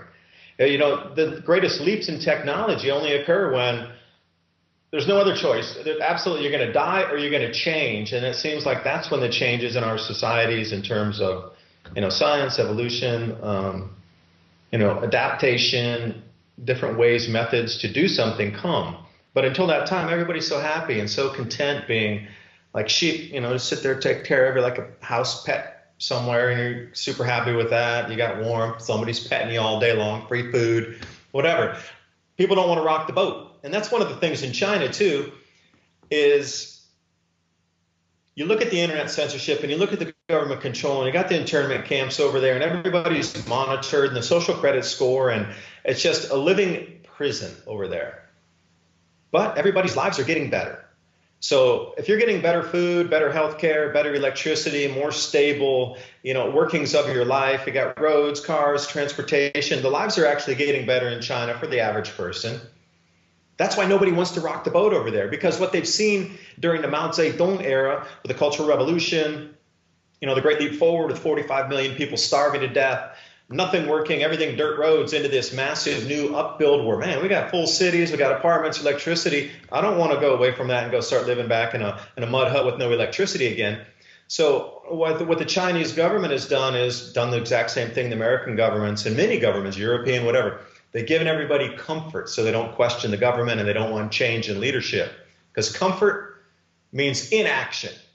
So what's going to happen is there's going to be a lot of non-comfort coming up. So this is the reason I believe the police state has been built up over these last couple decades, is because when people do get angry, and hungry people are angry people. What's that Bob Marley song? Hungry mobs are angry mobs, right? There's going to be massive change so quickly that it's going to shake your mind is going to spin how fast the average placid citizen is going to become a morbid animal that's non-human to go to be able to eat. Like if it's a choice for their family eating, and for them to kill you for that food, they're going to kill you. There's no question about it. Their families are coming first. If they have to fist fight you to get that food, or they need to pull a knife out or a weapon to get that food versus you getting it, and their family's not starving, you got to realize this is where we're coming to. And I really believe that's why a lot of the police state is out there. But caveat before I finish my statement, the vibrational frequency which you exist in is going to be a huge part of this, because you can vibrate at a certain level, and those types of energies won't really be at you, versus if you're vibrating at a lower level where you're always angry, you're always looking for violence, there's always trouble, you're always living in this lack and scarcity and need and fight kind of mentality. If you're in that vibrational frequency, you're going to have difficulty every day on the streets. If you're in a higher vibrational frequency, literally with your mind, this comes back into the gratitude, the way you're vibrating, it's going to be a completely different ballgame. Because I think with the changes electrically on our sun, it is even going to take it up a couple steps of being able to manifest in this physical reality a bit faster than we are now or even have been able to. So keep in mind, your mind is going to be one of the most important things moving forward in terms of the way you can morph and change and bend to situations, but the way you need to use it to think, to stay at a higher level of vibration and kind of this love light where you're not out to hurt people. You're only thinking about helping people. You're only wanting to be associated with people who are going to help you survive. When I go traveling, I always think about setting my mind before I go travel of the people I want to meet, the experiences I want to have. And I do that for my daily life too. I just don't wake up and go, oh, I'm going to go to the streets today. I think about safety, meeting the right people. Every time I meet somebody, it's to help uplift myself and give myself greater knowledge so I can help more people move through these times. It's about the way you use your mind to live in this reality. So please, the mind will help you with the physical stuff later on. And I'll stop there. No, I think that's very good, because I know as you have an attitude of gratitude, as you work on yourself spiritually, I'm not sure how else to say it. I mean, ultimately it's mentally, physically, and spiritually. But yeah, we are manifesting, at least I can attest to myself and others that I know, that at this time, now if a person doesn't jive with this, it's okay. But if you don't, you're probably not listening, so I'm not going to worry about it. We are manifesting way quicker than we used to, and we're getting better at it and getting more confidence in it. And truly, I remember once I was in quite a car accident. It was a nasty car accident. But when I saw it coming, which I really didn't have time to see it coming, let's just say that I knew it was going to happen. But in that moment, it was like I radiated out from myself. I went, I'm going to be all right. And I walked out with just a broken nose and some really rough abrasions on my forearms from the airbag. And I actually tore the seatbelt out of the floor of the car. That's how intense it was. And I just walked away from it. And I've always believed that it was because I broadcasted that intention right as I knew it was going to happen. I just went, I'm going to be all right. And it was an absolute certainty. And I walked away from just devastation. And I was fine. So really, even through this, I'd say it's knowing you're going to be all right, but also, hey, look, everybody dies. Maybe you will. I mean, ultimately, that's the end for all of us. So don't sweat it. Whether it's now or in 10 years or 50, it's inevitable anyway. But while you're alive, you can thrive, and you can thrive right through this solar minimum, and you can have a good time through it.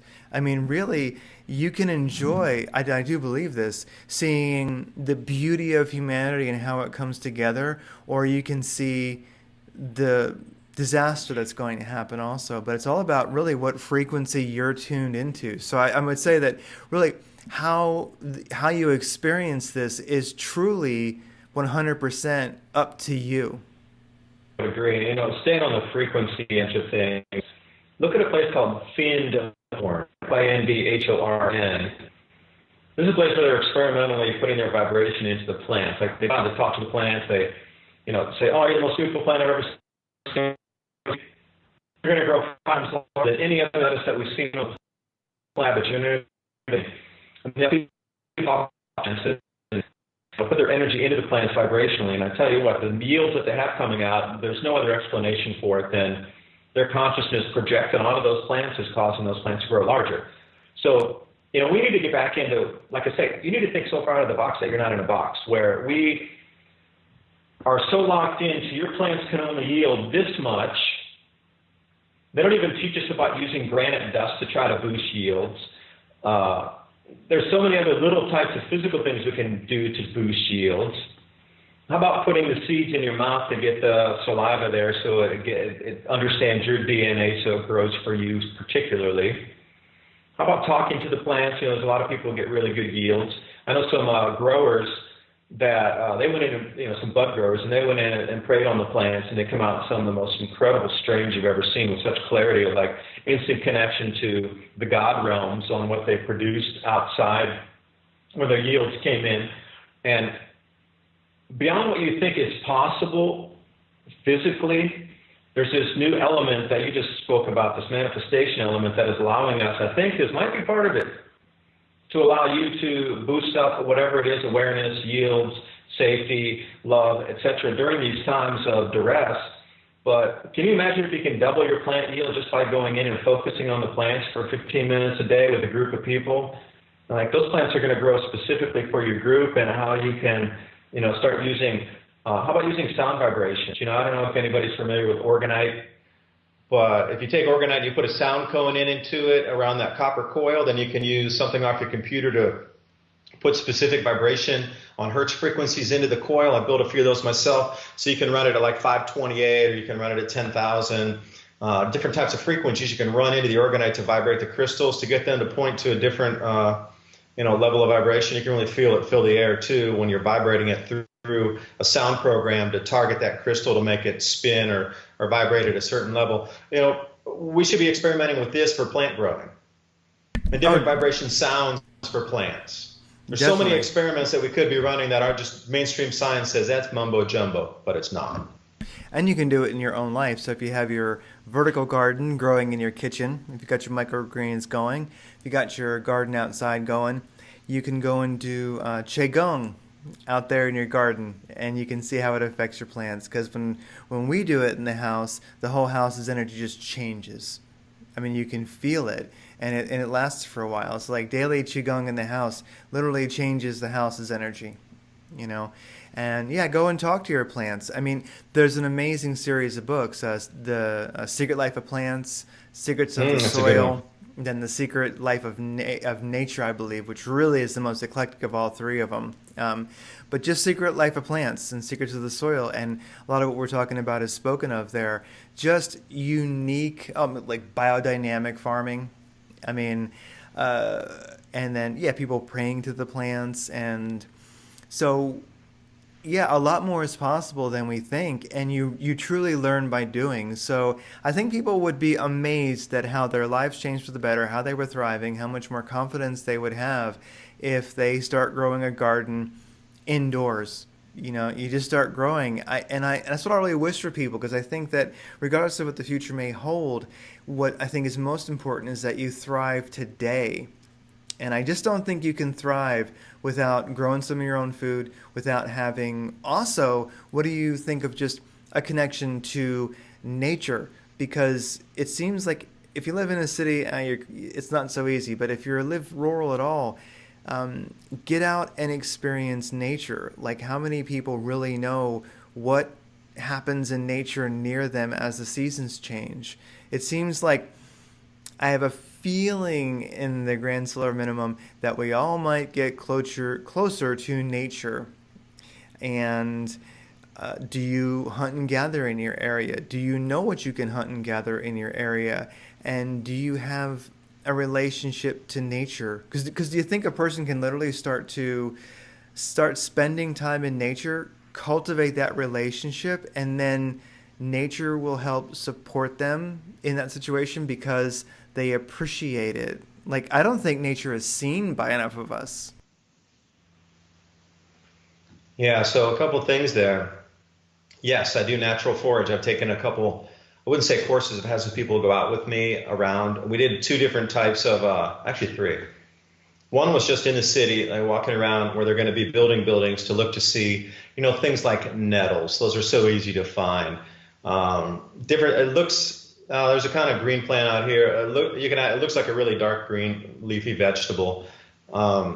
Just things that look like food naturally. When you look at it intuitively, it looks like food. You can natural forage around a city if you know exactly what you're looking for. Something that would be almost like a spinach or a lettuce that just grows. But you might have to cook it once and then drain the water and then cook it again, flash it, cook it again. But nobody wants to go to the trouble to do that. You can just go to the supermarket and buy something you don't only have to prepare once. Another time, going further out in the forest, yes, I know 9 different ones here that are highly nutritious, a couple types of root bulbs out here that you can forage for naturally, fruits, all kind of fruits and stuff. I know the berries to stay away from. Actually, I got really sick one time. There's two types of taro. This is my personal experience. You got to learn. Once you learn once, you'll never do it again. There's 2 types of taro. One is the type that you can eat that has they look exactly the same except for the leaf is slightly different. So even after you dig it up, the root bulbs look exactly the same. One of them, when it's laying like this, the water pools in the leaf. The other one, the water just drains off. So the one the water drains off is the one you don't want. I cooked that one up and I bit it. And as soon as I bit it, it was like eating itchy sandpaper. And I couldn't even swallow. By the time I spit it out, it was already going down my throat. And it made me, I couldn't swallow. I felt like I was swallowing, cotton ball filled sandpaper for 2 to 3 hours. And then I broke out everywhere about 3 or 4 hours later. You couldn't even swallow one bite of that. It was that bad taro. So anyway, learn the local plants around your area. Learn the ones that you can easily eat or forage. And what the Native American Indians did so well, you talked about creating nature around you, was when they found an area that something grew really well. I'll use the example of blueberries because they're highly nutritious and they're delicious. So what they found is an area that a blueberry plant was growing, they would clear the underbrush around that was stifling the blueberry growth so the blueberry could spread naturally on its own.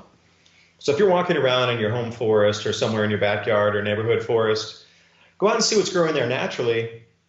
No, that was a rookie move on my mistake. Let me tell you what happened. Now, in order to save some more money, what I did is I don't have a mobile phone and then I don't have a landline internet because that's 2 bills I don't want to have. So what I do is I run everything off my phone where I use my internet because here in Taiwan, the connections are so fast, so amazing. I mean, it's so lightning fast with everything. Digital communications here is some of the top in Asia. It's one of the reasons I'm out here anyway, because having some internet connectivity in this place is top notch, really. I mean, equal with Japan and Korea right up there at the top.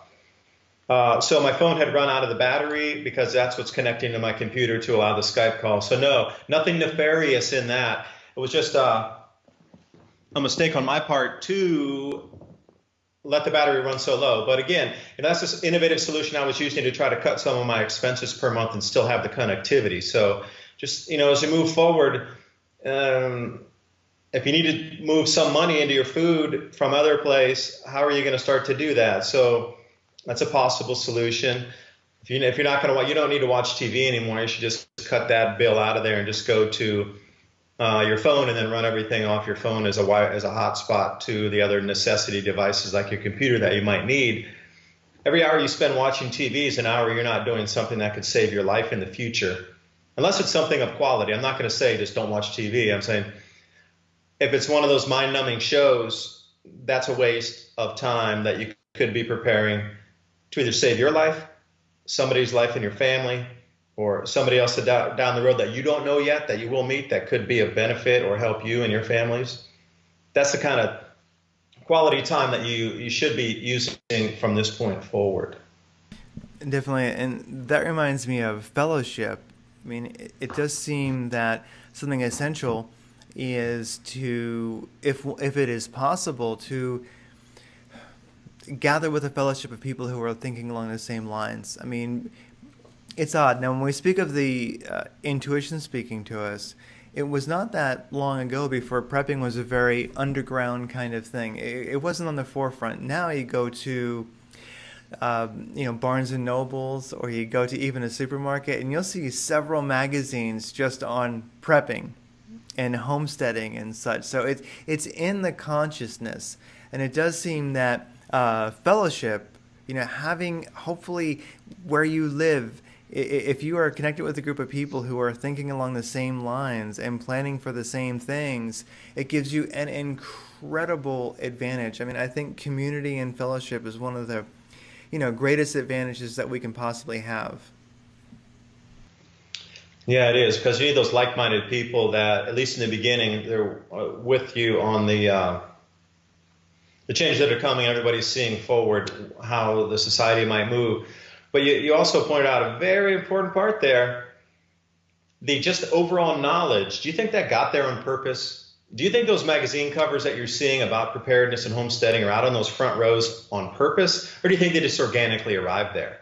I think our governments are telling us what's coming in a very, very subtle way for those who are aware and at least open enough to get the message. I mean, you watch Game of Thrones. Are you kidding me? Winter is coming. Everywhere you look across popular society, zombie apocalypse. That's going to be the starving hordes of people walking around. Wherever you look, it's around us. And I will say one last thing with that. They talk about Ocasio-Cortez saying, oh, there's only 12 years left before, the world is going to end because of global warming. Well, if we switch that over to grand solar minimum, it's pretty much on the timeline when Valentina Zarkova says the global food shortages will be here. And we're talking about a global famine for years. There won't be another country to come and rescue you either. You're truly going to be on your own. You're truly going to have to take care of yourself in a homesteading fashion. It'll get better in the future, another generation from now. But in this interim, don't expect somebody to come and, deliver food to your door like a government's not going to do that. We're going to have a difficult enough time keeping continuity of government and economy in our own nations, let alone relying on other people to come in and donate food to us. This is going to be the biggest contentious issue in trade deals moving forward, is going to be the availability of food. Now you look at Russia already, they're cutting off their supplies export-wise. Start to do the math. Australia is going into a mega drought that's supposed to last for another 5 to 7 years, so their exports are going to go to zero. They're going to become an importing nation. South Africa is going completely offline due to politics. Decreases in the US, decreases in Canada, decreases in China.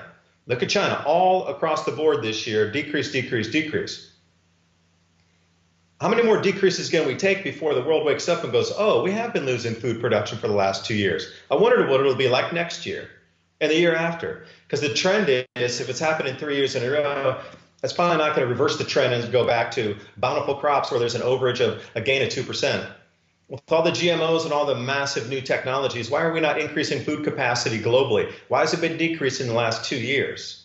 These are the kind of questions that the corporate media is not asking. I don't know why they're not talking about this. But, culturally around you, look, the signs are all around you. They're giving you the subtle warning. Perhaps you should heed it. I think what you say with Game of Thrones is really amazing. Winter is coming, and that I've not followed that series too much, but from what I have followed, there's a lot of correlations you can get into.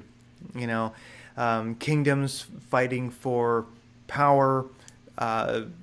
There's a great line where, do you think being king gives you power? It's amazing, a lot of this stuff. And there's the people who live on the outskirts, the fringe dwellers of society that are doing fine and always have been doing fine while civilizations come and go. So it's really something. Yeah, it's definitely a different way of looking at it. I mean, winter is coming. That's the whole notion of Game of Thrones. Wow. Yeah. So there's something in the collective consciousness. Well, something I'm reminded of is, like, I was in Somalia. I was in the military when I was a youngster, and I was in Somalia. And I've always felt that had it was a very meaningful coincidence. It was like it wasn't a coincidence. And what I saw there was a society disintegrate. It's a little hard to compare Somalia to like Western culture and Western lifestyle and architecture and utilities. I mean, it was not a first world country in the first place, at least as far as I could tell. But what I saw was a people who did have security. There was police, they had ambulances, they had running water, they had electricity, vehicles. But overnight, after the Civil War started, they had none of that. It was gone. And there was no law. There was just sort of feudal kingdoms that arose, different, basically, large gangs owned different parts of the city and such. It was really a disaster. But what I saw happen was the good people outnumbered the bad people by far. And most people wanted to rebuild their culture. They wanted things to work again. They wanted ambulances. They wanted, grandma's got diabetes. We got to find a way to get insulin. I mean, we need water, so we need to be able to find ways to get it. I mean, I was amazed at how from a culture that functioned, a second world country, I can't quite call it a first world country, but in the matter of a few weeks, it became a functional Stone Age society again.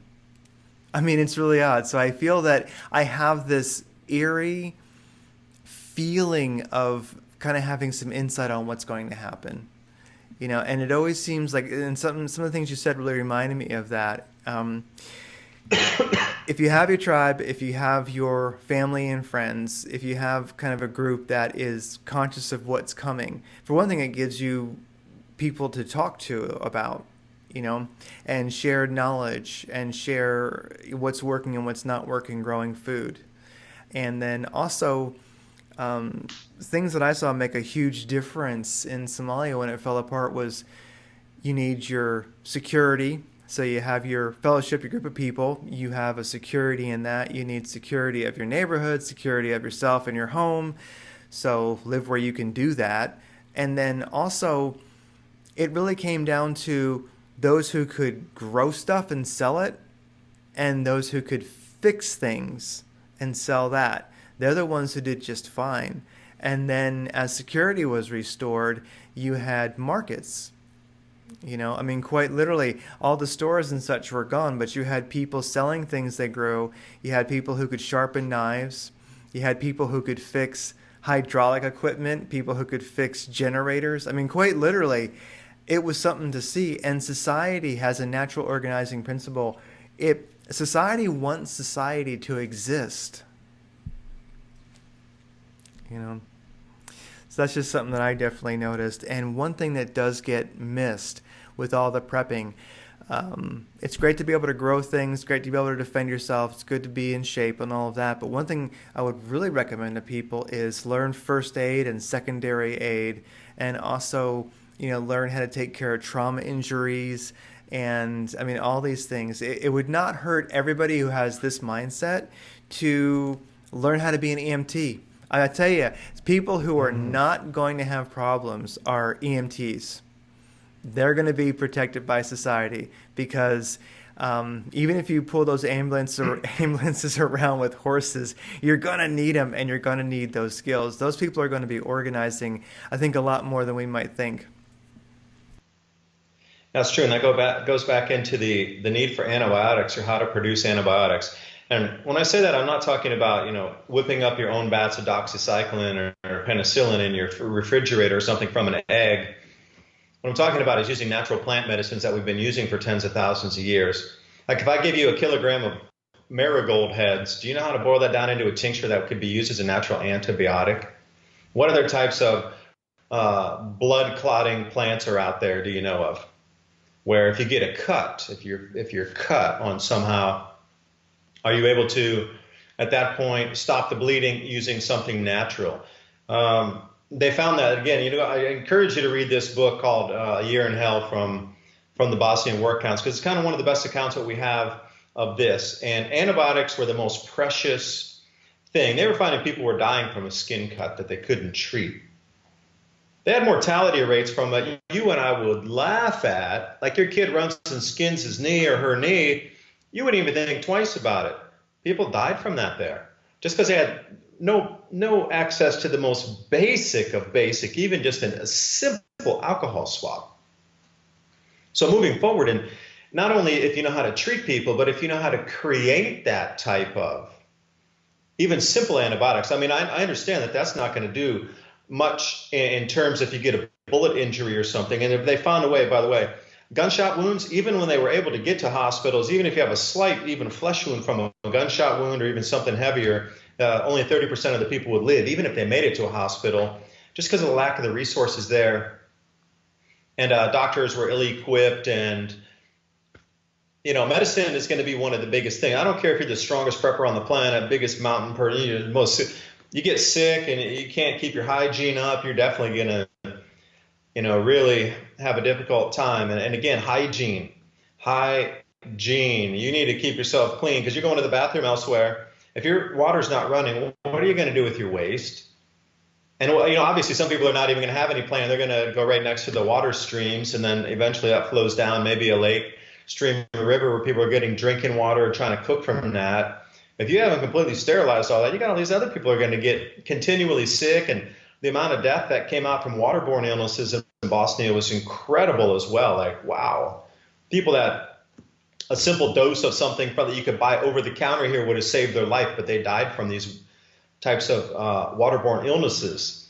So, yeah, I am speaking of being an EMT, that's a great idea. I should actually, start delving into those classes myself versus just basic medicines. You can only stockpile so much antibiotic.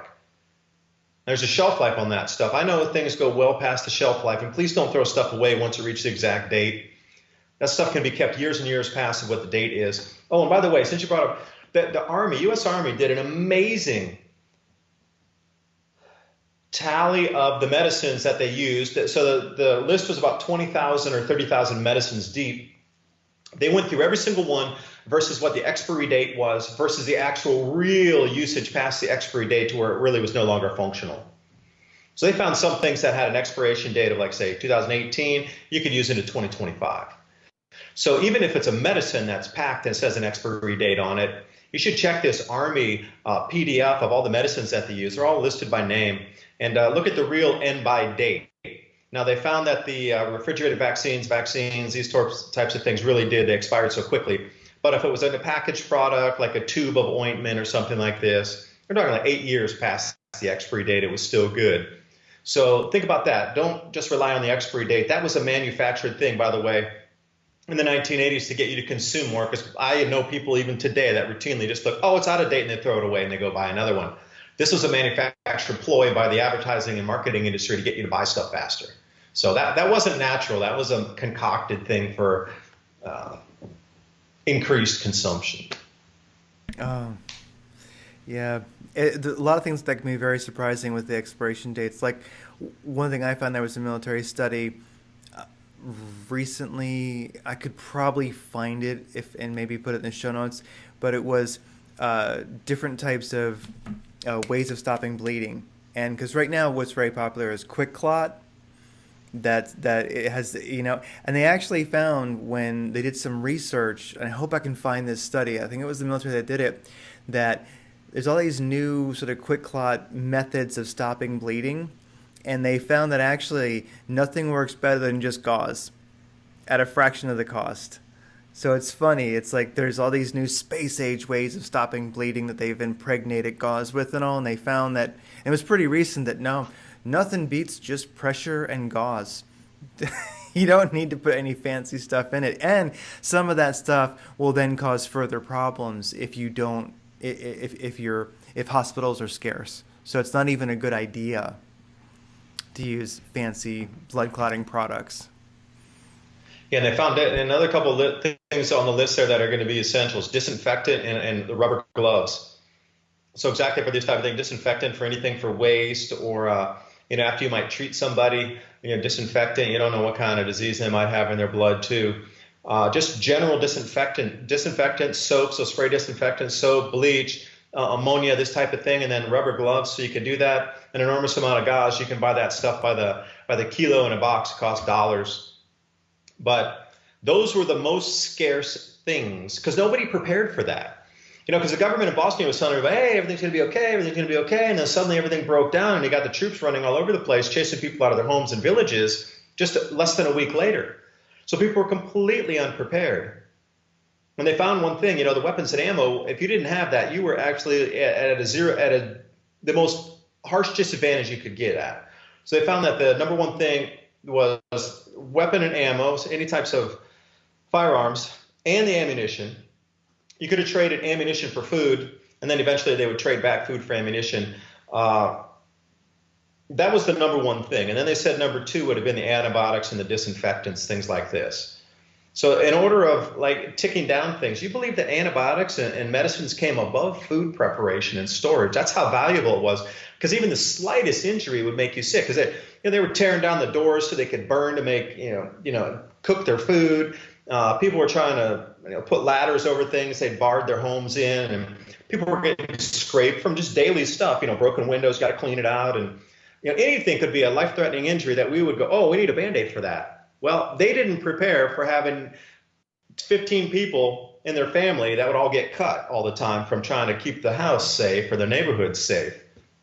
They ran out of everything instantly because, everybody got a little box of Band-Aids. We got Band-Aids in our house already. No, you don't have 3,000 Band-Aids somewhere or, 20 miles of gauze. These are the types of things that we're unprepared for. And if you had just that, What you could have traded for a roll of gauze would have been cans of beans for a little roll of gauze.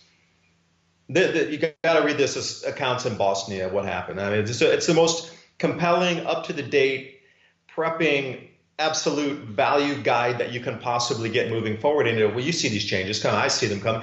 What we can expect in the future in terms of value beyond food.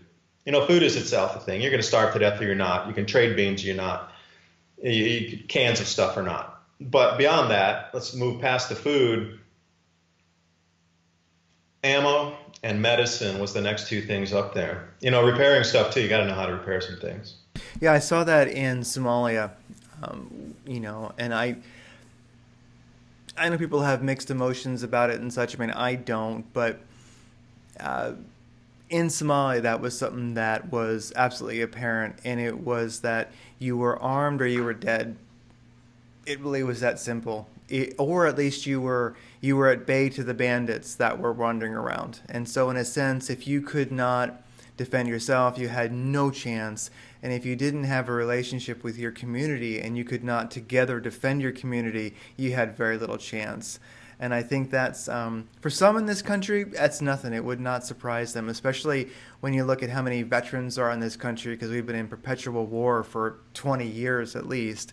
I mean, a lot of people are ready for that and they can handle it, but I'm not. I don't know. I guess we'll see how that goes. But that'd be definitely one of my recommendations is live where you can be armed. Live where you can defend yourself. Because if you don't, I saw it firsthand. If you cannot defend yourself, you have no chance. Now, that's just one situation that I saw in one country. But those who could not defend themselves, they were done for. Yeah, and again, if you're trying to put yourself in that mental mind frame, I'm going to have to shoot every day and like knife fight to get everything every day. You're going to experience that because that's kind of vibration that you're drawing to you. But if you think, all right, we have these weapons, we're going to fire off a few shots, and those guys are going to go for easier targets down the street. Like they're not even going to bother us. We'll pop off a couple rounds, and they're going to go to easier locations on our street. We've already claimed this street. It's defended. It's ours. They're definitely going to move on because your threat of weapons to them is way more of a threat than they want to get hurt for to try to take your minuscule piece of territory when they could go down 2 blocks and get somebody who's completely unarmed. But if you got this vibrational frequency as well, it comes back to that because if you think you're going to be fighting every day, you're going to draw that vibration to you. But if you think you're going to coexist in harmony and everybody's going to help and we don't need to fight because everybody already knows we're armed or they're not even going to touch us, because they have other stuff to go in different parts of the city they can wander through and nobody's going to bother us. We can grow our gardens here. We're going to have thriving life. Nobody. And if everybody vibrates that same kind of thought, you're creating this protection bubble around you because that vibration, they're going to like walk past you and you're almost going to be invisible. And it's truly like that. You just set your day and try to test 2 different vibrations you're putting out. Do a negative one and see how many people bump into you and stuff when you're coming out or like have an angry look or like, what are you looking at? Do this on purpose and then change it the other way and like you just float through your day. And it'll be like this too. Vibrations are going to match during this time. And I think you need to be more careful of, your words and your thoughts to get them to not sink back down into this competitive death game society that a lot of people envision that we're going into. It doesn't have to be that. It surely doesn't. Oh, it definitely does not. And that's the thing. This is the thing about preparing mentally, physically, and spiritually is where, yeah, maybe you're armed, maybe you're a prepper, maybe you know this is coming, maybe you are with like-minded others who we would consider radiant creators who are going to thrive through the solar minimum, and it's going to be a disaster, but they're going to be fine. Their instincts are already speaking to them, so they're getting ready, and they're just like for myself. And others I know that are realizing what's going on, I just see it as another season. It's just another season. It's a natural season. And so with it being another season, you just live through it. It's kind of like in the winter, you make sure you have warm clothes, and this is just going to be a prolonged winter. But also, with the vibration you're talking about, and something I think is really important, is that people not despair. Don't get depressed about it. Like really start thriving in your own life, living in the way that we should be living anyway. Really, we're just returning to our natural human nature, growing food, thriving with health, being part of a community that is strong, and really, I mean, the coming solar minimum is not a good thing. Society will suffer, humanity will suffer, but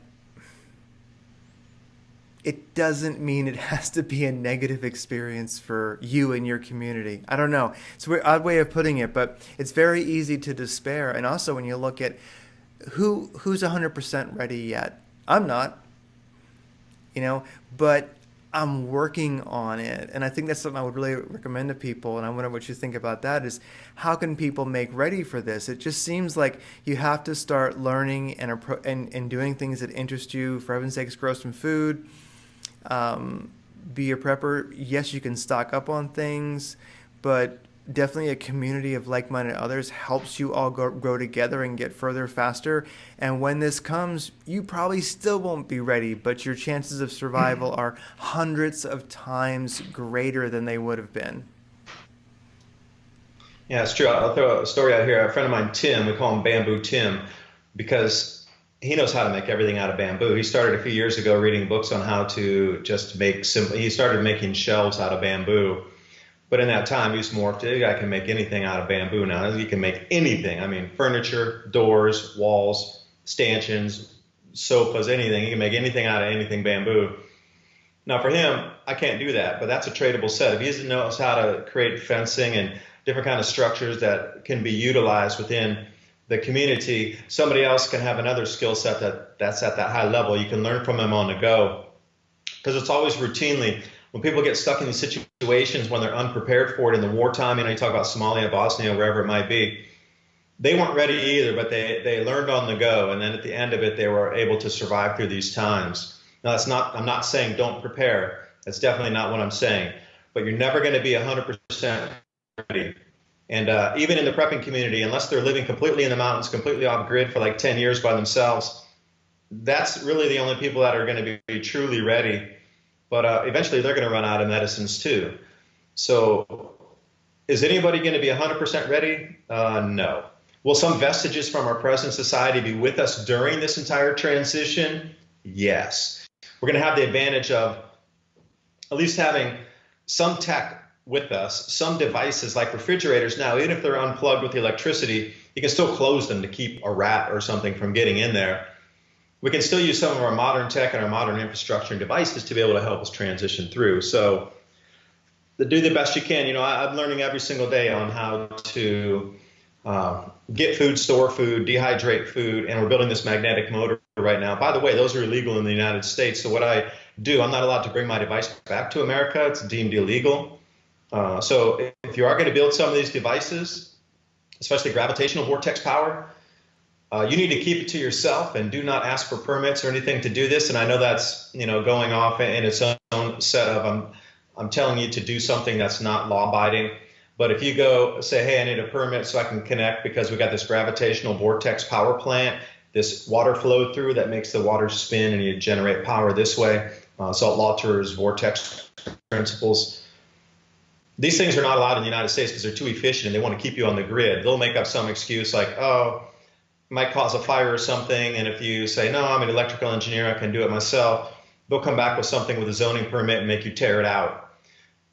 These are true cases of what has happened to people who provided their own power and their own solutions. So the reason I was originally into more magnetic motors was for crypto mining, because if you could use a disused coal mine, you could keep the temperature the same inside there, and then you could reduce the power that would be used for cooling the units. And then if you could create your own magnetic motors to drive the power, you just need a line out to then be able to get back to the internet. And these are the two main concerns. That's why they're doing a lot of mining up in Iceland and different places for temperature control. But if you can get it down in sort of an old disused mine, I was using a coal mine as an example, you can humidity control in some of the areas, but right inside there, the temperature stays the same and your electrical constraints. So if you can knock those two things out, then you can bring your mining cost right down almost to zero. And then from there, you become your own mint. But in today's world, you're not allowed to come up with your own solutions. Governments have set us into all these regulations that you're not allowed to create your own solutions. You have to stay inside their paradigm. inside their payment mechanisms. So do move forward, do experiment, but again, you're going to be on your own. You're not going to be able to even tell people that you have your own power sources, creating your own power. That's why they've been so staunch and fervent about not allowing Nikola Tesla. Nikola Tesla is the most famous, so obviously if you start there, you can find others. How about Marconi devices? Brown, again, electrogravitics. What if everything that we moved across the rail lines, the airplanes, the ships, the cars, trucks across our planet weighed literally 1/50th of what they do because of the electromagnetic effects of making it more weightless, not to zero, of course, but to make it weigh less just by using, again, the electromagnetic grid on our planet to spin 2 disks to make something lighter. So imagine the fuel costs that would save across our planet yearly that we wouldn't even need, where you could get trains to run down rails almost weightlessly.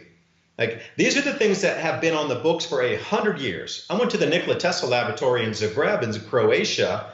That stuff's been around since the early 1900s. And these have not been allowed to come out to us. So you're on your own. You got to create your own solutions. And I wish you the best of luck. All the patents are out there to do anything you want. Encourage you to make your own magnetic motors. Do it, but keep it quiet. And stills, too. I went to some crazy places in Vietnam just last week. If you learn how to make your own moonshine, you learn how to make your own medicine. You can use that moonshine and boost it up into the 180 range, and then that can be used as alcohol wipes or swabs like isopropyl alcohol or something. If you can learn how to distill alcohol, you obviously have a tradable thing there with the alcohol, but the tails and the heads that are poisonous for humans anyway, you can pull that right off and turn it in, and then refine it once more and turn it into alcohol that'll clean your skin. So there's all these skill sets that I am learning now, specifically doing stuff with corn and rice to turn it into alcohol. Magnetic motors, indoor vertical farming, and those are my skill sets that I'm trying to work right now. The EMT thing, thank you, Craig, should look into that. But we're all on our own in terms of solutions. So those are the skill sets I'm bringing, plus my knowledge. So that's what I have to offer community when I walk in. I don't know if I'd be welcome in your community if I have those skill sets. But again, you got to think to yourself, would you want me coming in? Forget the Grand Solar Minimum YouTube channel. I'm just a guy that says I can do this, this, and this in your community. Would I be welcomed? And you should think the same way. You want to walk in. Forget your past. Your past doesn't mean anything. The minute you knock on the door, that's all that counts. Can you help that community survive? And what value can you bring there? No, it's very, very true. What dexterities do you have? What are you learning? And what can you offer? And I really do believe, and this gets into the high vibration ideal, is I think honestly it's what interests you. I guarantee that everybody has some things that interest them, and it could be anything. Some people might think that they don't have any interest in anything, and I guess that exists on a very, very rare occurrence. But like for me, I'm a mechanic, worked on cars all my life. I can weld, I can use a torch, I know first aid, I guess we called it like secondary aid and advanced trauma in the military, so I know that. Like, if a person is easy on themselves, it would not hurt to write that resume. What can you do? What do you have to offer? And really, what are your interests? I guarantee that there are interests that you have that if you pursue them, if you're not pursuing them, hopefully you are pursuing them, but if not, start pursuing them. Those interests will be what you will offer the community in that near future. I just don't think there's a dearth of avenues for people. I just believe in you can call it the vibration, our instincts kicking back on. Humans are so amazingly resourceful and so amazingly creative, and I think everybody just has a natural bunch of interests that are exactly perfect for their survival in whatever community that they're going to be a part of in the future. And well, I guess some people will just die, but I'll hope for the best for most. Yeah, and the amount of 25% loss of global population is kind of the range we're looking at right now. Some countries are going to be more affected than others depending on how close to nature that they are right now. So, going back to some of these verses in the Bible, like the meek shall inherit the earth, that's kind of true because they're more using, I'll take Vietnam. I just came back from Vietnam. Water buffaloes and living in the mountains, doing everything by hand, planting the rice, harvesting, doing it, again, brewing the alcohol, growing their own corn, and make their own mash. They didn't really sell the alcohol; they traded it for other stuff. So there's a whole trading economy going on already, outside the money sphere of thing. And the extreme changes that they're experiencing in Vietnam right now too. Their planting season and the rain season is off by 2 months. So moving into this forward, the Earth's going to throw a few curveballs at us. The government's going to try to not let you trade. They're going to want to, Diamond alluded to that up in Pagosa Springs. The government wants you to get a permit to trade and pay taxes on what you traded. And it's ridiculous. If I make something with my own hands, that's not labor, that's my own hobby. Why should I not be able to trade it for you of something that you love to do? Like you said, that's your hobby. Why should we not be able to get equal trade for that? You think it's equal trade? I think it's value. Okay, we trade it. And why does the government need to step in the middle and try to get its 2 cents for tax money out of that? Not acceptable. But they're going to go kicking and screaming into the night, trying to hold the old paradigm together. They're going to try to still continue to rope you in so you're reliable on them. And if you find any way out of their control net, they're going to try to pull you back in. So I don't know where we're going to go with this. You're going to have these people dying all over the place, left, right, and center. And 25% of the population is a conservative number, by the way. Some of these numbers that are higher, it scares me a little bit to think about it, and I really don't. I won't publicly go on record and state those numbers, but I will conservatively say 25% of the world's population won't be here in 2030. So as we move through all these changes, there'll be less competition for the resources just because there'll be less people. Yeah, and that's something I would definitely try to get across to people. And, here on Radiant Creators, we interview inspiring people to inspire others. And what I really want to get across to people is I see David and his work he's doing on Add Up 2030 on YouTube, and you're going to be at LeakCon coming up soon. I see the work you're doing as inspiring. I don't see it as fearful. I see it as hopeful, and I do think that obviously we're coming into a season of a solar minimum, and yeah, we are going to lose some of the Earth's population, but it's at the same time, I've learned to see things from a historian's point of view. Like, put yourself in the future. Put yourself in, 2100. If you see now from the perspective of a historian in the future, it changes how you feel about it. It changes how you view it. And so something unfortunate is about to happen, but it's a cycle. It's a season that's inevitable. The only reason we're losing, part of the population is because the population's been lied to. They didn't know that it was coming. And that's a sad thing because the government, it's letting people drown in the Midwest, and not even talking about it. So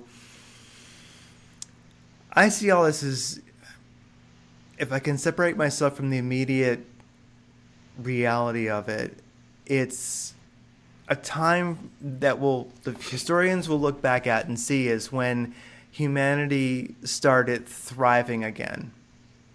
Really, because they started living the way they should have been living.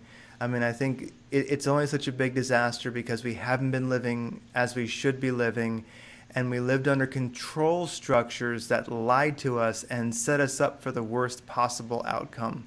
So in the end, when it all shakes out, it's gonna be okay. I mean, if you look at enough global history, enough history of this planet, this is just one of endless series of disasters that wiped out a lot of the population. I mean, I feel so indifferent when I describe it, but I think that's part of getting ready physically, mentally, emotionally, is start seeing it from the end, you might say. That's just one of my little takes on it. And also, you mentioned A Year in Hell, a great book. I have not read it, but I'm going to. But one I think that would help people too is, I think I cannot spell the guy's name, Sanjanista, Gulag Archipelago. And there's 3 books, and I think if you just read the first one, you're going to get it. And I think now there's a condensed version of all 3. And it's an amazing book. It's about Stalin's reign basically in Russia, and it will give you, well, not only an inoculation against socialism, but it will also give an individual, and you see in that writing what I think it's going to look like. Like, that's what happens when government goes full on crazy and wants control of the population. So anyway, A Year in Hell, that sounds like I gotta read. And then Gulag Archipelago, that really taught me, I'm not sure if you've ever read it, but it really gets into Stalin's purge and stuff like that. And it gets into what the people were thinking and what the gulags were, and how pretty much the insanity that ensues when, I would say, governments get to where they're kind of are now. It might give people an insight into what the next step is going to look like and how to avoid ending up in that gulag. And as well, inside that book, about a third of the way through, I didn't read the whole thing. I read, going through different parts. The confiscation of the farm machinery, once they did that, that was the catalyst for the famine. Because they took away people's means to be able to mechanize the farming. They come in and like, oh, it's for the greater good. We're going to confiscate the machinery. The government's going to take over farming. It's awesome. You stay here on your land. We'll take over the plows and whatever. Okay, we'll bring the trucks in, take all that stuff away. They didn't take their food in the beginning. What they did take was their farm machinery, and then they were left like, oh, they took all our shovels too, man. We don't even have one shovel. How am we supposed to do anything? So you should understand my meaning behind that. If they come for the farm machinery, you're going to have to take a different look at what's going on. You should not let them take your farm machinery or any kind of tools that you have that you can continue for your survival. Because if you get one lesson out of that book, at least my takeaway from it was, when they take away your ability to grow the food, not your food, they're taking away your ability to plant it. That's a huge problem. And again, looking as a playbook or a crystal ball moving out, look back in the modern minimum in the 1640s, and I encourage you to do a little reading back then. And Social Dobler has a great book about the 13th century, 14th century, with the minimum that went on there. You can see what was leading up to some of the wars, some of the conflicts. You could also see how the people survived and changed, what was most valuable, how people moved through. Parts of the world that were definitely going to be uninhabitable. Look for population migration. So the Scandinavian countries are absolutely going to empty out. So is Canada. It's not going to be habitable. Parts of Russia, China, they're already having problems. So, you can look for a lot of migration out of these cooler climes where there's no food going to be grown. They're not going to be able to import too much. The economy's going to be crashing all over the place. That's why I keep talking about crypto, because you got to have a different way to trade. There's going to be a lot of people moving around to different places. And when they get there, they're going to need goods and services. They're going to need things that you can provide in terms of value for them. So, take that longer term approach. Look, like you talked about, Greg, at the 100 year, now 2100, but also go back into history books and take a look at 1600s, modern minimum 1640, up to say 1710. That is an awesome little part of history. It's like the most well documented, in terms of back then and what we consider fiefdoms, kings, queens, empires, and kingdoms, if you will, of how they changed as well during the duress of food. Not a lack of their being able to supply the populace and how they behaved, because you see that again and again. They always behave the same way, so you can kind of know how they're going to behave in the future. It's a reset button for our society and our current way we do things. It's not going to be an end-all to end-all everything. It's not. It's just going to be a reset, and we're going to come out and we're going to change it into something else as we move forward. Huge opportunity, and I will, say this: it's the biggest opportunity in human history at your doorstep. There's never been more opportunity than there ever is right now in front of you to grasp and find your niche to help and provide value moving forward. It's the biggest opportunity ever in all of human history combined right now. There's more wealth on the planet. There's more connectivity. There's more resources. There's more skill set. There's more way for you to be able to culminate and combine something into a package that can offer the most value.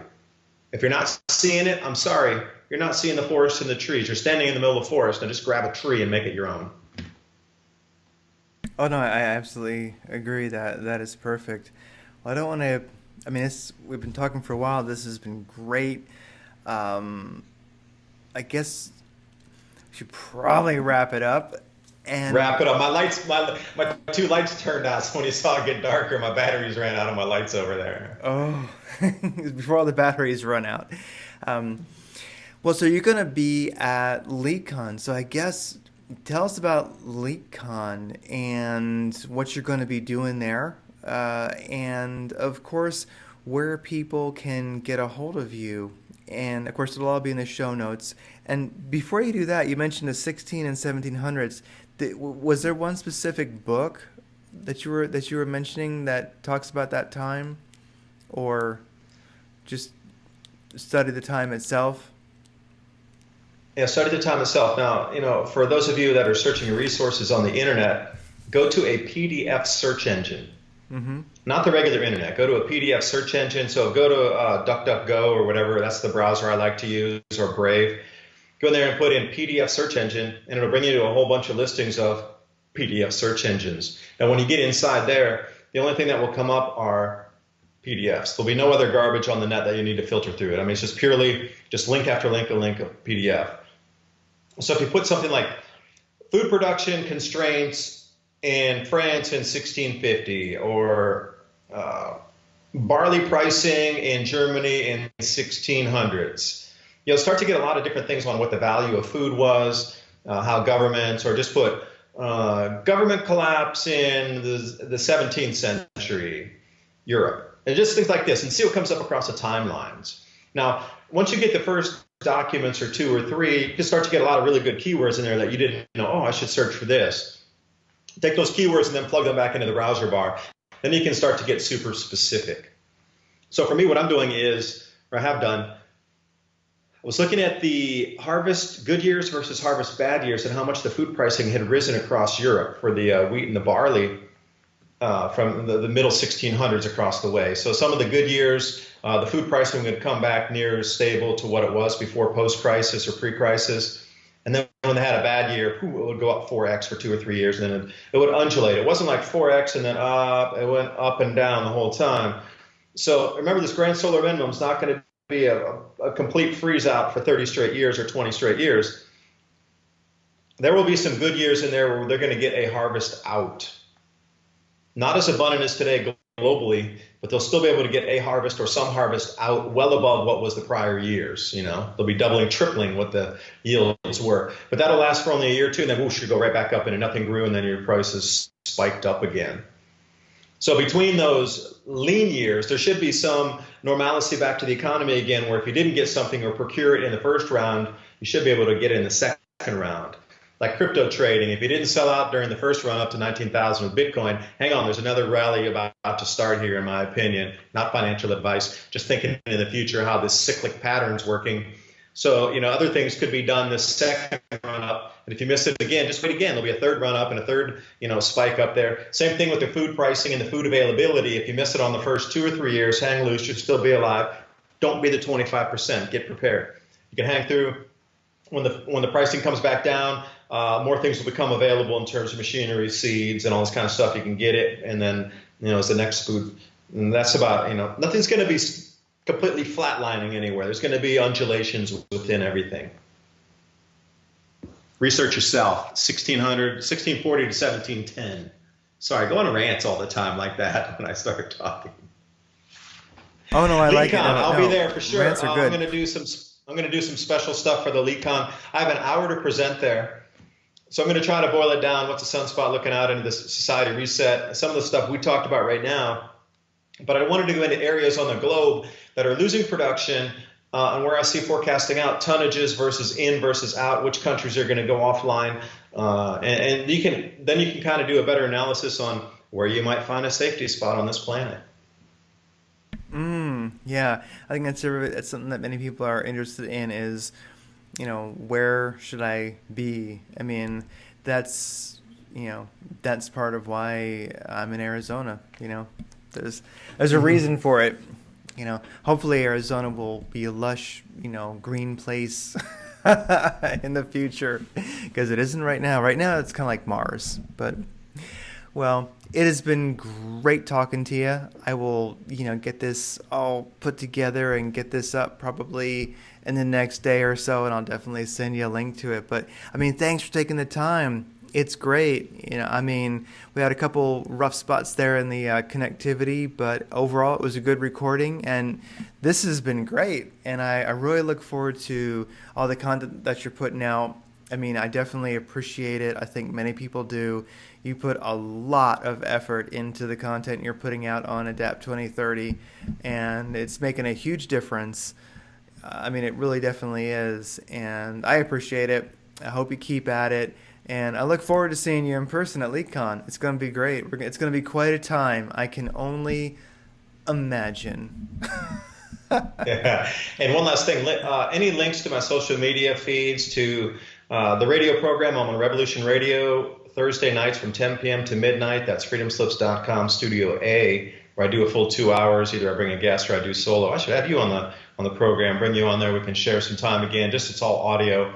But rundowns to the podcast, where you can find the Mini Ice Age Conversations podcast on iTunes, Stitcher Radio, SoundCloud, and anywhere else across the net. And all my social media links. I'm up in Gab and BitChute, Brighteon, as well as the regular Facebook, Twitter, etc. That's all in every single video's description box. So if you go to the description box on any video, whether it be the podcast videos I do or the regular analysis videos, if you click on that thing where it says read more and you go down, everything will expand. Go to the bottom there, everything's hyperlinked. Just click it and it'll take you out to any of the venues that I'm in. 9 or 10 social medias, and again, the audio and video content, visual content that you can find. In case you want to hyperlink and check it out, share with your friends, share with your family, start the discussion with them, because the greatest thing we need to move for right now is not finger pointing with the IPCC any longer. It's kind of past that. We need to start real conversations instead of name calling, because I found in the beginning when I was doing my channel, I was always bagging on the IPCC, and it push people away, like, oh, you're just some guy. Yeah. Now I want to start conversations. So please start a conversation with somebody and see what they think about the sun. Yeah. I'll leave it there. No, I like it. I like that, starting a conversation, because we're in it together, and we're not necessarily going to get help from the governments or the mainstream media anyway. So there's no point giving them shit, because they're not part of the future anyway. But your fellowship, your friends and your family that you meet along the way, they are. So put your focus there, put your positive energy there, and we'll make it. We'll be we are the 75%. Well, thanks so much for being on the show. It's going to lead through to the new generation coming out. We want a new society when we come back the backside. I want to try to, once the control mechanism is lost over on this side with government control and the way that they make us pay for resources we shouldn't pay for, with all the innovative solutions through these next 20 years, when we come out the backside, we really need to fight to keep that as ours and not get reeled back into their system of control. It might take a couple generations. They'll make everybody forget. But that's our duty to come out the backside and keep our children informed and our grandchildren, that we went through this time, and the old shackles and reins of whatever it was to control us are gone. We don't need to come back into that again. And that's going to be part of it too, is post this, you need to start thinking mind frame of keeping the education moving forward so we can continue to have a more free existence in harmony with nature, where we can rely more on ourselves and stay more self-sufficient versus relying on these big top-down systems that we've been kind of deluded into for the last 50 years. Yeah, don't miss that future. Start getting ready. I agree, because I would love to see that. Who alive today who's aware at all would not like to see a truly free humanity? Living as they should be living. I would love to see that. So, I want to make it exactly start thinking from the other end. I want to make it so I can see that other end, so I can be there. Because what a glorious thing. I wouldn't want to miss it. It'll be worth the struggle. Life is worth the struggle. It's never going to be easy anyway. So just, let's get it on. Let's do it. Wise words. Let's get it on. Let's get it on. Jim Morrison always used to say that when he'd meet people. It's like, hey, let's get it on. Let's get it on. All right. Famous Morrison words. All right, good. Yeah. I'll let you go. Thanks for the time, and wish everybody out there the best in research. See you later. Take care. Thanks for listening to Radiant Creators. Check out more content at radiantcreators.com. If you like the show, give it a like. Share this. Comment. Keep the conversation going. You can also find us at alternatecurrentradio.com, where there's this show and a lot more.